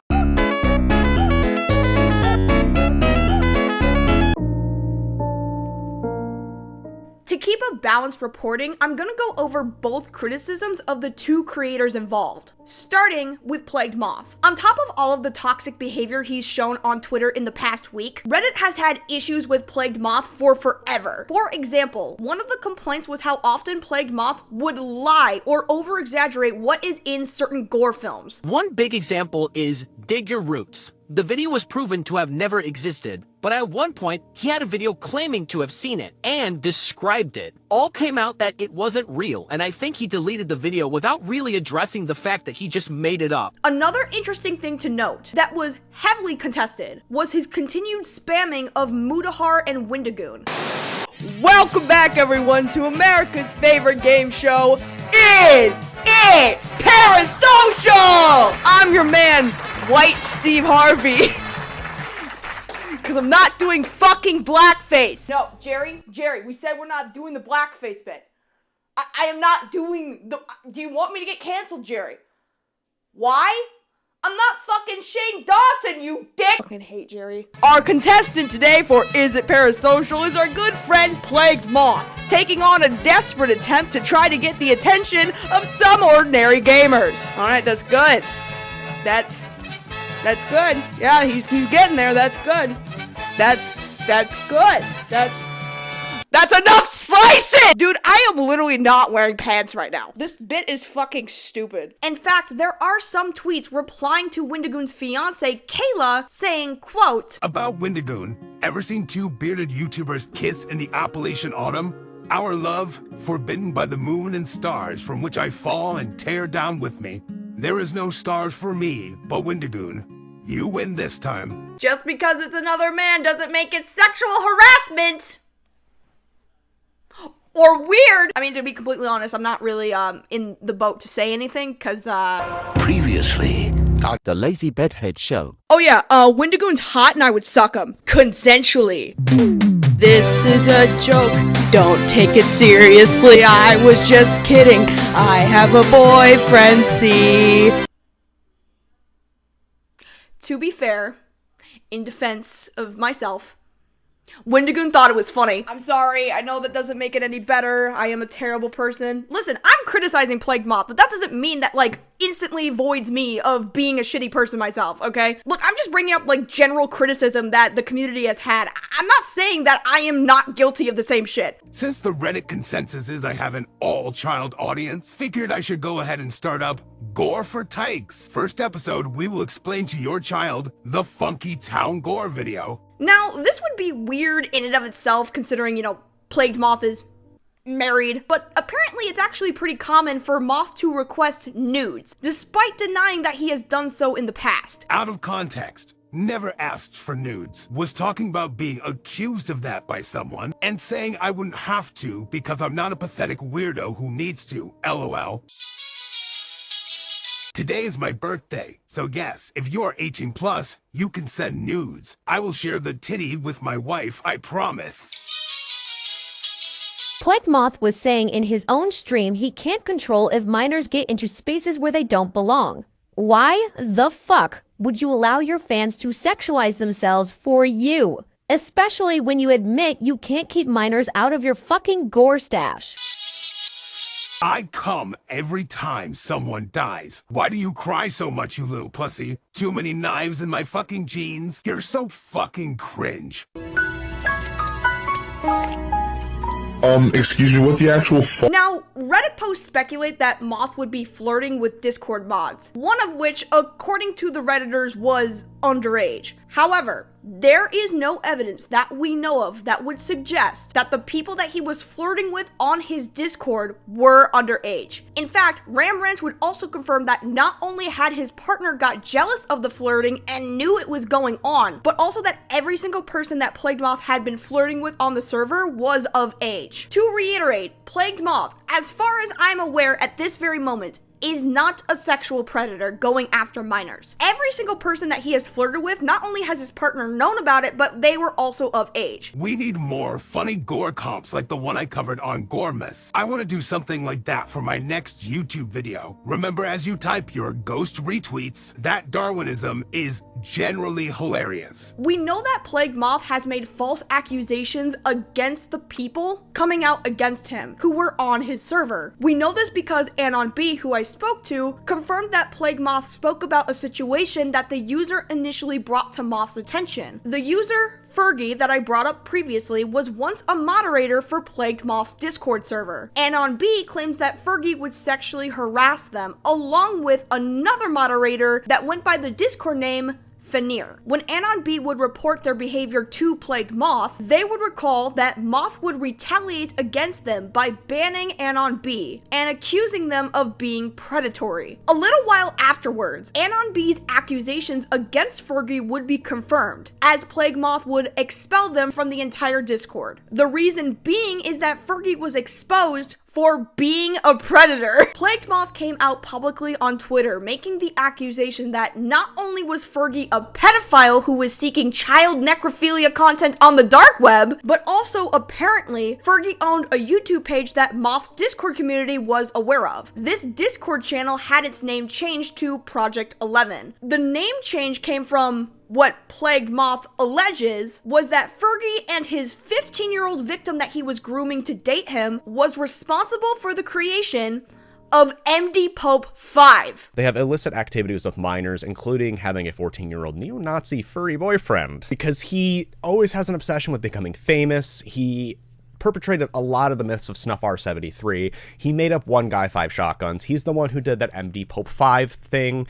He is a very bad individual, and so far he's been scrubbing himself offline, and Ripper has went silent at the same exact time. Yes, the exact same parody mixtape that Wendigoon would review on his channel. This also gave Plagued Moth the opportunity to collaborate with Wendigoon to claim in this interrogation that he knew that the video came from his Discord, but he did not know who made it. That was until he confirmed the identity of the creators to a 15-year-old and his mod Fergi. Ram Ranch would even share information that Moth knew about the video's creation from the very beginning and actively encouraged it being made and sent it out to bigger content creators. Now, in regards to the MD Pope 5 situation and whether or not anyone knew that Plagued Moth had some hand in it, I did ask Wendigoon, who initially brought the MD Pope 5 video to the public, if he knew anything about this behind the scenes stuff that was going on. And as far as I'm aware, Wendigoon doesn't really have anything to do with this. What he could tell me was that the MD Pope 5 video was sent to him via Google Drive. And when he talked to Plagued Moth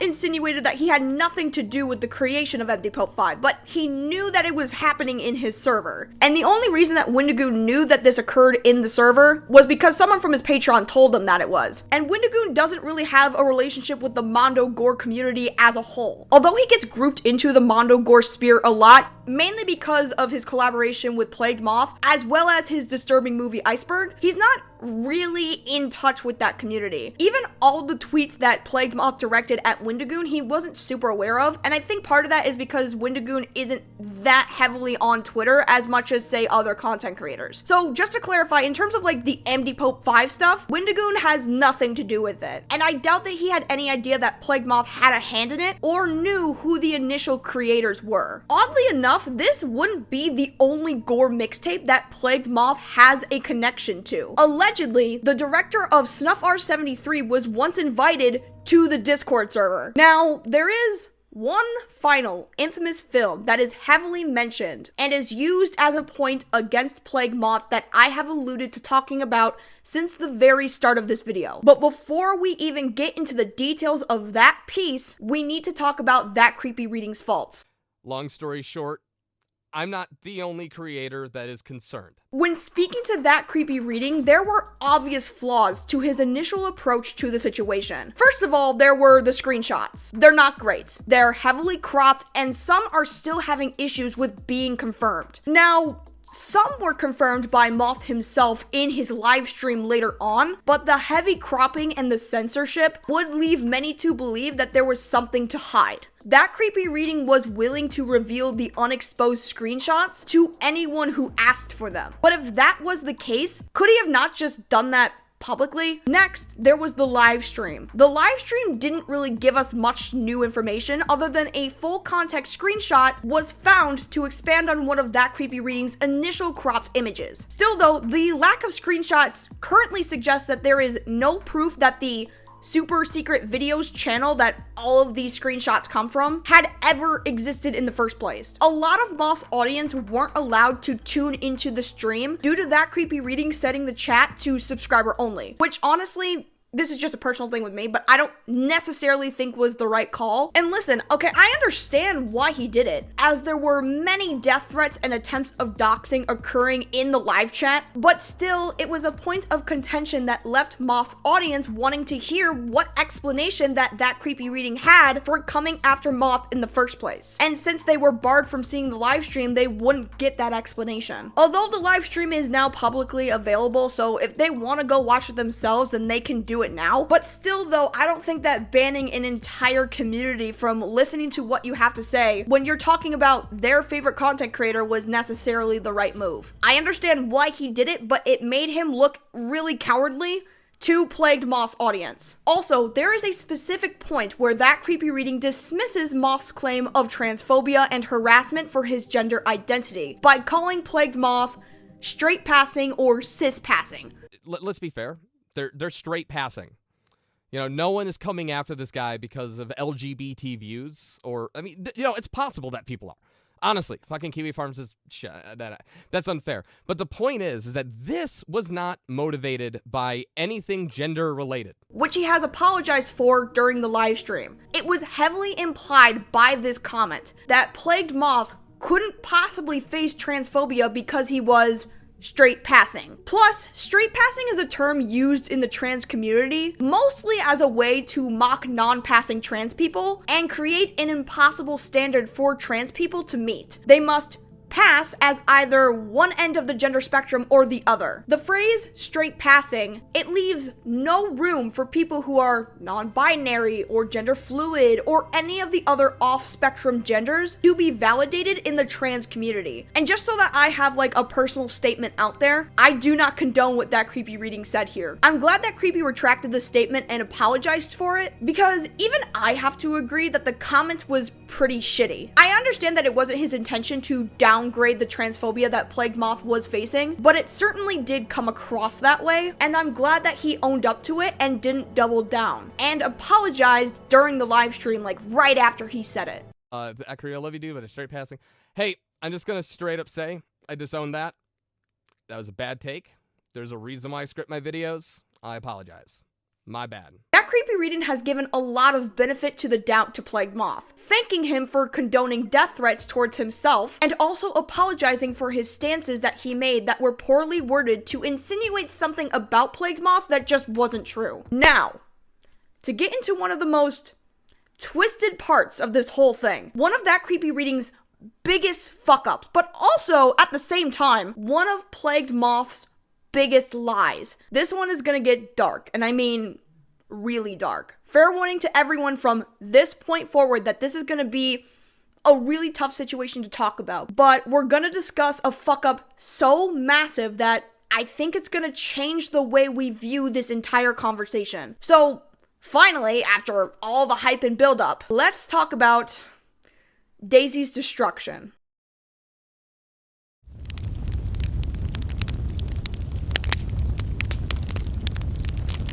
One of the biggest problems that was addressed in this entire story was the accusation and potential circulation of one of the worst child abuse videos to ever exist. Once was hailed as an urban legend on the dark web, but had its existence confirmed by the arrest of its creator. Daisy's Destruction is one of the worst hurtcore videos to ever exist. Hurtcore is defined as a section or a genre of child that usually includes the rape and murder or the graphic assault or injury of a child. Hurtcore is the combinations of the word hurt and hardcore. And it is said that the material that comes from this style of video is so extreme in its gratuity of violence and sexual abuse that most pedophiles have avoided the content itself. This material is circulated mostly on the dark web, but it's even harder to find than your typical child porn would be. There were some dedicated web pages that discussed hurtcore videos and images. One of those websites was known as Hurt to the Core. A Vice article from 2013 would discuss this website, and one of its most infamous users, Matthew Folder. Matthew, in no better terms, was a sick fuck. He self-proclaimed that he was the king of hurtcore. Matthew is a serial sex offender who would blackmail his victims into sending nude images online. The National Crime Agency described Folder as one of the most prolific and depraved offenders they had ever encountered. To understand just how bad this dude was, not only was his victim count in the 50s, but his list of offenses read like a rap sheet from hell. Spanning a total of 188 offenses, it took the officers reading his rights to him when he was arrested 30 whole minutes to get through the entire list. Although, interestingly enough, Matthew pled not guilty to 50 of those charges. At least 4 of the 50 victims linked back to Matthew committed suicide, and the youngest that we know of was only 14 years old. He pled guilty to only 137 of the charges linked to 46 victims, and he was sentenced to 8 life sentences, plus 25 years on license. But regardless, this is all unrelated to the video in question. Daisy's Destruction was created by a man named Peter Scully, a man who was infamous in the hurtcore scene. On top of Daisy's Destruction, Scully would also traffic underage girls, creating one of the largest sex trafficking rings in the Philippines. His operation online was pay-per-view streams of child exploitation and abuse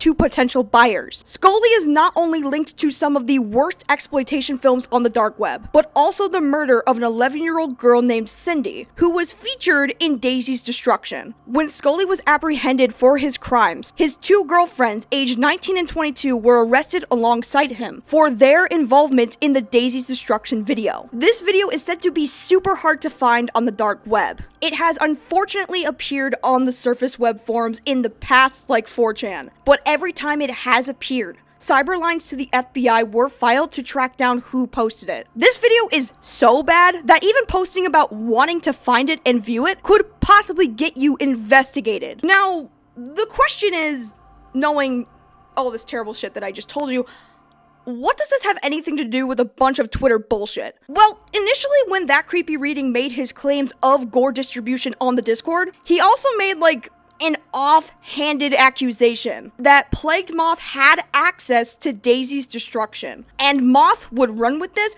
for the rest of the time addressing the allegations. From that point forward, the allegations went from selling gore from a Patreon-only Discord to now possibly being in possession of one of the worst child porn videos of all time. Now, when I asked that creepy reading what this was in reference to, he told me it was in reference to Plague Moth's documentary on Daisy's Destruction, where he claims that Moth said that he either knew a guy who saw the video or knew a guy who had access to it, or something. Now, I was able to get access to Plague Moth's Daisy's Destruction documentary from the infamous 4 series, and at no point does he claim to have ever seen it. He makes it abundantly clear that he has never had the video, or has seen it, or knew a guy that's seen it, or had access to it. The only reason that anyone knows what the hell is in this thing is because, like, a long time ago, back in 2013, before Peter Scully was arrested, and Daisy's Destruction was still kind of an urban legend that people didn't really think existed, a self-proclaimed pedophile posted to either 4chan or 8chan, describing in detail what is in the video. When the footage was recovered after Scully's arrest, all of the details that this Chan pedophile described turned out to have been legitimate. So that's the safest, less illegal way to find out what the hell is in this thing. That creepy reading did apologize for the confusion. In his live streams, he would disavow the tweet and make it abundantly clear to his audience that the accusation is not that Plague Moth was selling CP, it was that he was selling gore. No, I don't think he sells CP. I made this tweet 13 hours ago. I don't know if this is at the same time of the live stream. I don't know if it's after, but yeah, no, Plague Moth doesn't sell child porn. I've answered this question so many times. If I've implied at any point that he sells child porn, no, I never said that. But yeah, no, I don't think he sells child porn. I never said that he did. I said that he either had access to or knew someone that saw the snuff film Daisy's Destruction, which is a snuff film that stars children. And I'd call that one CP. Now, I'm not saying that he's selling that. I'm saying that he is admitting to giving out mixtapes and that he had access to that, so it's just a little sus. I'm not saying that he did anything. I'm just saying that it's really fucking sus. Especially when you consider that there are minors in the 18+ community. So it's like, how else am I supposed to take that? It's sus, but I make no claims to CP. I think it should be investigated further. Although that initial tweet did heavily insinuate that Plague Moth had access to Daisy's Destruction, it was one of the bigger fuck-ups that Creepy didn't provide any evidence for. And as far as anyone is aware, based on Plague Moth's statements both in video and in tweets, he has never seen Daisy's Destruction. I have never viewed, received, downloaded, traded, or otherwise illegal material. That we are not going to view that. I have not viewed it. We're not going to download it. I don't know where to do that, and I don't want to do that, and I have not and will not do that. That's disgusting and illegal. Anybody could verify that that's fucking stupid? I would be so far behind bars, it would be outrageous. Or has he? May 9th, 2021, in a Q&A section of his Discord, a user by the name Starlit Horror would ask Moth the question, what's the one video that you have seen that has messed you up the most? Moth would reply by saying this. That I've seen, part of Daisy's Destruction by accident. On 4chan, years back. Case I covered Juco Furuta. There I am, Gary, there I am!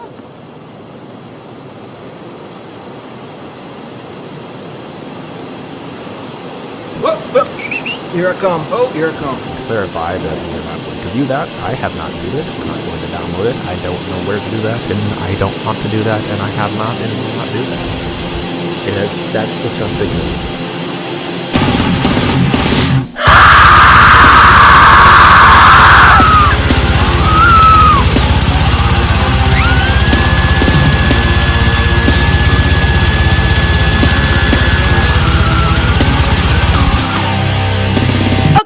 So that's not great. To give benefit of the doubt here, because, oh god, if this is true, this man could literally go to jail. So first off, Plagued Moth claimed to have accidentally seen Daisy's Destruction on 4chan. And as I've already pointed out, Daisy's Destruction has snuck its way on the surface web before. And because of that, I'm sure plenty of people have accidentally seen it. So Plagued Moth has plausible deniability. If someone were to show him this screenshot of him admitting that he's seen it, he can just say, well, it was from 2 years ago and I saw it on accident. I didn't want to see it. Then it would be understandable. Second of all, as we have discussed with criticisms of Moth that he has gotten in the past, he has been caught lying about specific gore films that he has either said he's seen but in reality doesn't actually exist, or just making up details for videos that don't actually happen. There's a few people that have seen this video, and honestly, I ask all of you for the first time that if you know about this video or you have it, please privately contact me, because it's kind of a closure thing for me. This is a genuinely fucking scary and haunting video, and the fact that it existed even at one point is genuinely disturbing, because at the time I wasn't like doing this. It was just kind of like, I forget where I saw it. I want to say it's 4chan, because I didn't really go on Best Gore. I did a little bit, but not a lot. I could have saw it either way, or either place, if you will. So it could be very possible that he's lying just to sound edgy. Why you would lie about seeing one of the worst videos on the internet, I have no idea. But considering that it's been in his past behavior, it is a possibility that he just made this shit up. And I find it kinda odd that throughout this whole thing, from changing the narrative of the accusations from gore to child, that Plagued Moth has been adamant in denying ever seeing Daisy's destruction ever. If he did, his spouse would have surely buried him, as he says so himself. And yet, we have this confirmation that he has at least seen it on accident. And I gotta ask, right? How the fuck do you see that on accident? Like, listen, I get it. I know that this video has been posted on the surface web in the past. I know that it's totally possible that people have accidentally seen it before. I know that there is some possibility that some people out there who have never intended on looking for it or watching it at all, and still they somehow stumble upon it without necessarily meaning to. Whether that be because of a link that redirects people to something unexpected, or it's remixed in with a bunch of unrelated bullshit. Like, I am not denying at all that the possibility of accidentally seeing this shit is possible. But even so, I hope to God that Moth at the very least called the police. I have attempted to reach out to Plagued Moth and other people who have been supporting him. And like I said, I was only able to have a conversation with one of these people. I want to clear up the misunderstanding that these people are all sick people that just enjoy watching people die. Although Plagued Moth has pretty much normalized giggling and commentating on gore videos like a football announcer, there are a lot of people in the Mondo Gore community that don't support what Plagued Moth is doing. I think another common misconception is that Plagued Moth, and in the same boat, That Creepy Reading fans, is just a toxic cesspool of fans acting like they have higher morale by doxing, harassing each other, and ad hominem mudslinging. And personally, from the people I spoke to, I know this isn't necessarily true. I know that there are good people in these communities. It's just that the loudest voices that seem to garner the most attention are the ones that are making up the majority right now. And because of this, the toxicity on both sides seems to be representing the whole. But I don't think that's necessarily fair. I know these people, everyone involved, probably means well deep down. The people on Moth's side just wants to dispel the idea that this person that they look up to needlessly is spreading 18+ material. Because even though it wasn't blatantly said, if the main figurehead of this community is outed as a gore freak, then that association is linked in with the rest of them. So defending Plagued Moth is like defending themselves. And I don't necessarily think that these Mondo Gore folks are as insensitive as Plagued Moth can be. I think a lot of it is just morbid curiosity and coping with the reality that this world is depraved. And I want to reiterate again, the argument isn't necessarily that dark web or gore content shouldn't ever be discussed online. I think there is a tasteful way to go about it. And I think people are willing to be educated in this stuff because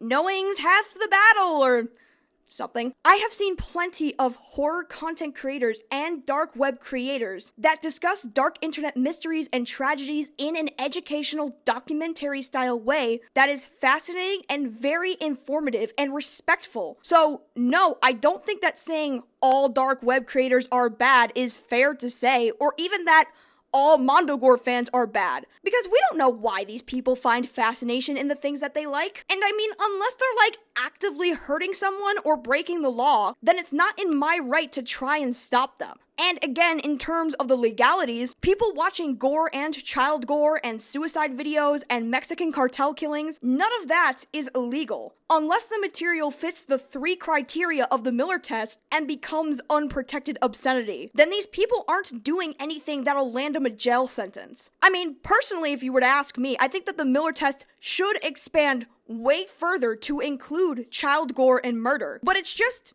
not for some reason. Probably because it's not child. It's just young people dying. Which, by the way, is a weird technicality. It's a weird loophole because you would think that a child dying and having their death recorded would be kind of exploitive to the child, a victim of murder, and their families. But you know, this is America, the land of protecting our kids from drag and LGBTQ, but not guns and having their deaths recorded. You know, every time I talk about the United States, it sounds like some sort of depraved red room. And I mean, it kind of is. It's just a red, white, and blue room. I'm sorry, I shouldn't be making spiteful commentary about this. I'm talking about people who watch other people die. Oh, and by the way, to everyone who I have reached out to everyone who agreed to talk to me and help me collect evidence for this massive project, I do honestly appreciate the fuck out of you guys. None of this would have been possible without you guys coming forward, so sincerely, thank you. But also, fuck you. I hate all of you. You guys don't understand, alright? Do you have any idea what it's like to go to bed thinking nothing else is gonna happen, and then you wake up the next day to find out some jackass was spamming on Twitter? Do you not know how fucking annoying that is? Like, I'm just trying to play catch up as is, and now I have to hunt down some other asshole and call the police. I hate everyone and everything. It's gotten to a point where I was just like, can these 2 Halloween motherfuckers shut the fuck up for 5 minutes? Like, I'm already so left behind, as is, and the more goofy shit these fuckers say, the more it makes me lose my fucking mind. Look, the thing is, right, I still have given the opportunity to Plagued Moth to talk to me, to answer my DMs, and just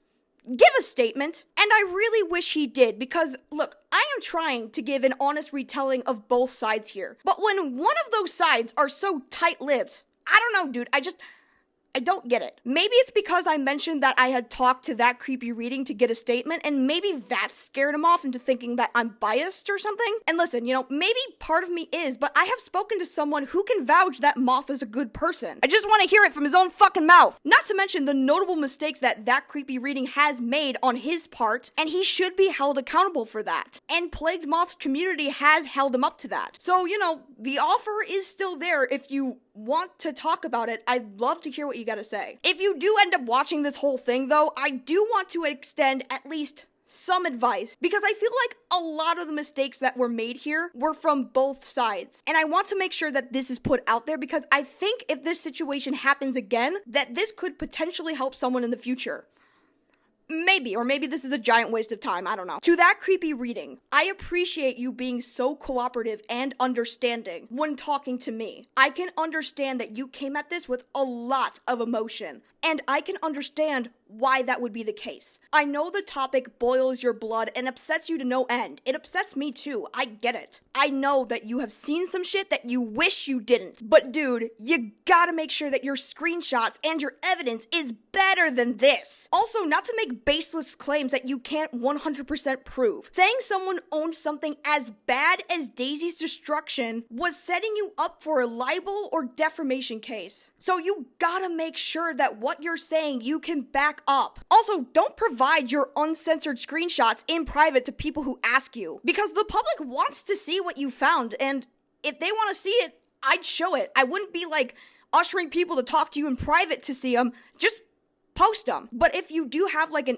ethical objection to having the links accessible to the public, I would just censor the ones that do work, and the ones that don't work but lead to a 404 error, I think you can leave up. Because it does prove that at some point it did lead to something. And also, just so that you're aware, in your live stream, the link to the uncensored video of the Guerrero flaying on BitChute is just there for everyone to see. And you and I both know that that link still works. So maybe if you have a moral objection to spreading that video around and giving people access to it, maybe just censor that next time. I did not act fast enough considering the gravity of the situation. And when I finally did come out, I wasn't as prepared as I should have been. I made mistakes. And as a result, this is all happening. To Plagued Moth. Oh boy. Where do I even begin, dude? I have played a lot of devil's advocate in this video and emphasized on the point that what you're doing isn't necessarily illegal. You do not have access to any illicit material that would land you a jail sentence. And everything that you're doing technically isn't breaking the law. But even if it isn't breaking the law, even if there is no legalities to this, there is still a moral and ethical objection to you providing this material uncensored behind a paywall. Like, listen, you're not breaking the law, dude, but you're still a fucking asshole. Like, at this point, given that you and your spouse don't even hide the fact that there are minors in your Discord server, not to mention access to your uncensored content, just by the nature of what you make online, an uncensored version of your content would be a reaction video to a gore clip, but without the blur effect that your videos have to have for YouTube. I don't understand why it is so hard to get this through your thick skull, but if you are advertising uncensored versions of your reaction content to gore videos, but the only way you can access them is by paying for a tier on Patreon, then you are selling gore. Period. Point blank. There is literally no other possible way you can word that to make it sound like that you're not doing exactly what you're doing. And you've been doing this forever. There are complaints on Twitter and Reddit of people who have had the ick about you specifically because you advertise the uncensored videos on your Patreon, which is against TOS to upload content containing that shit that you're reacting to in the fucking first place. That's why your Patreon had issues in 2021. You know that's the reason, and yet you still act surprised? Dude, I don't know where you get this idea that your high morale makes you think that you can just react and laugh at and describe in brutal detail gore content on the internet like it's a fucking Jinx video, but it doesn't make you cool. You just come across as a massive asshole. You know, most people have an adverse reaction to seeing someone get beheaded. And maybe this is just like overexposure and you just don't care anymore, but I don't think I've ever seen or met anyone who just reacts to content like that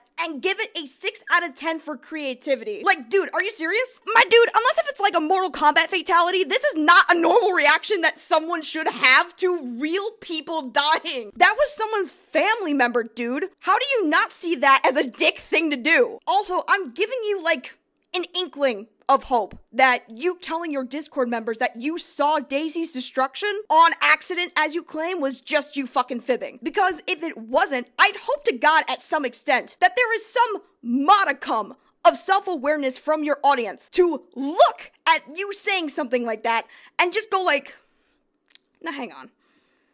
Wait a minute. What the fuck did he just say? And also, look, I feel bad for you. I do. If that is the case and you did see this shit on accident, I'm sorry. That should have never happened to you. And you deserve my sympathy for that. But you have a history of lying about certain gore films that either don't exist or things in gore films that just don't happen. So if the case scenario is that you lied about seeing this material, if that is the case, if you lied to your audience about accidentally seeing Daisy's destruction, I'm telling you right now, that is not the flex you think it is. And also you lying about never seeing it. When throughout this whole Twitter drama, you were throwing a total bitch fit about never seeing it or having access to it ever in your life, despite openly admitting that you had accidentally seen it 2 years ago. Like, dude, are you serious? You seem to be very willing to contradict and confess to everything else, but you were pretty headstrong with this one. That was until we were able to dig this confession up, and I have a strong feeling that you're not gonna say much about this, are you? Listen, what you have to do in order to prove your innocence and have everyone get off your fucking back is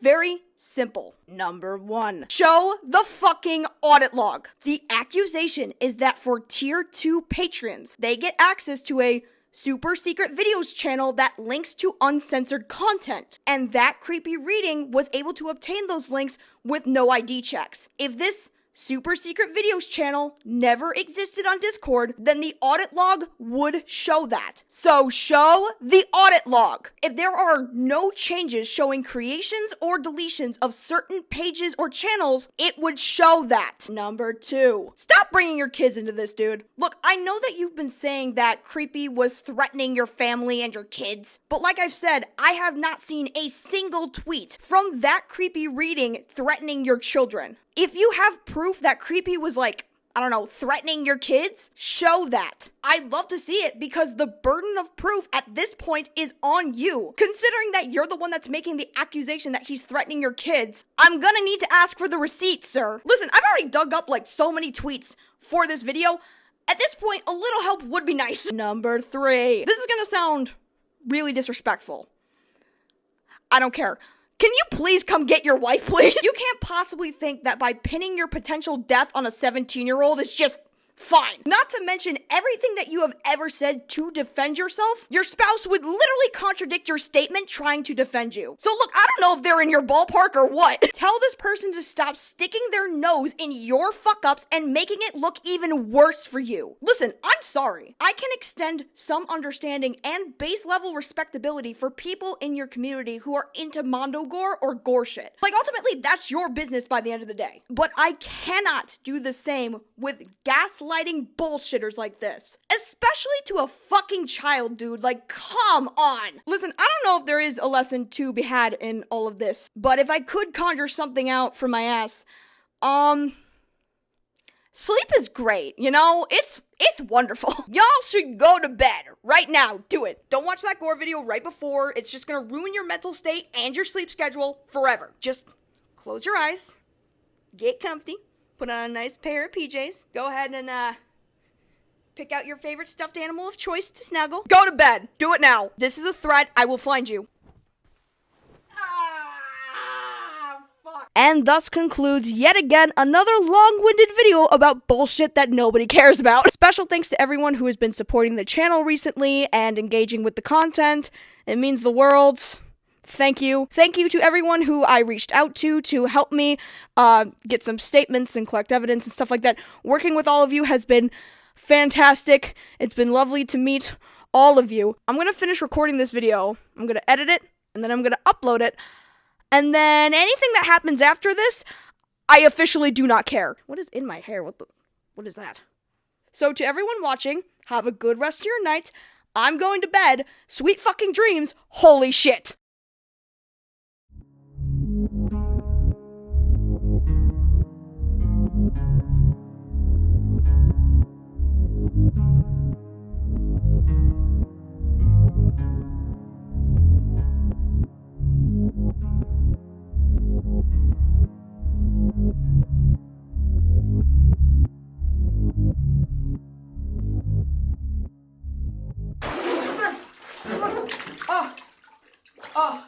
What?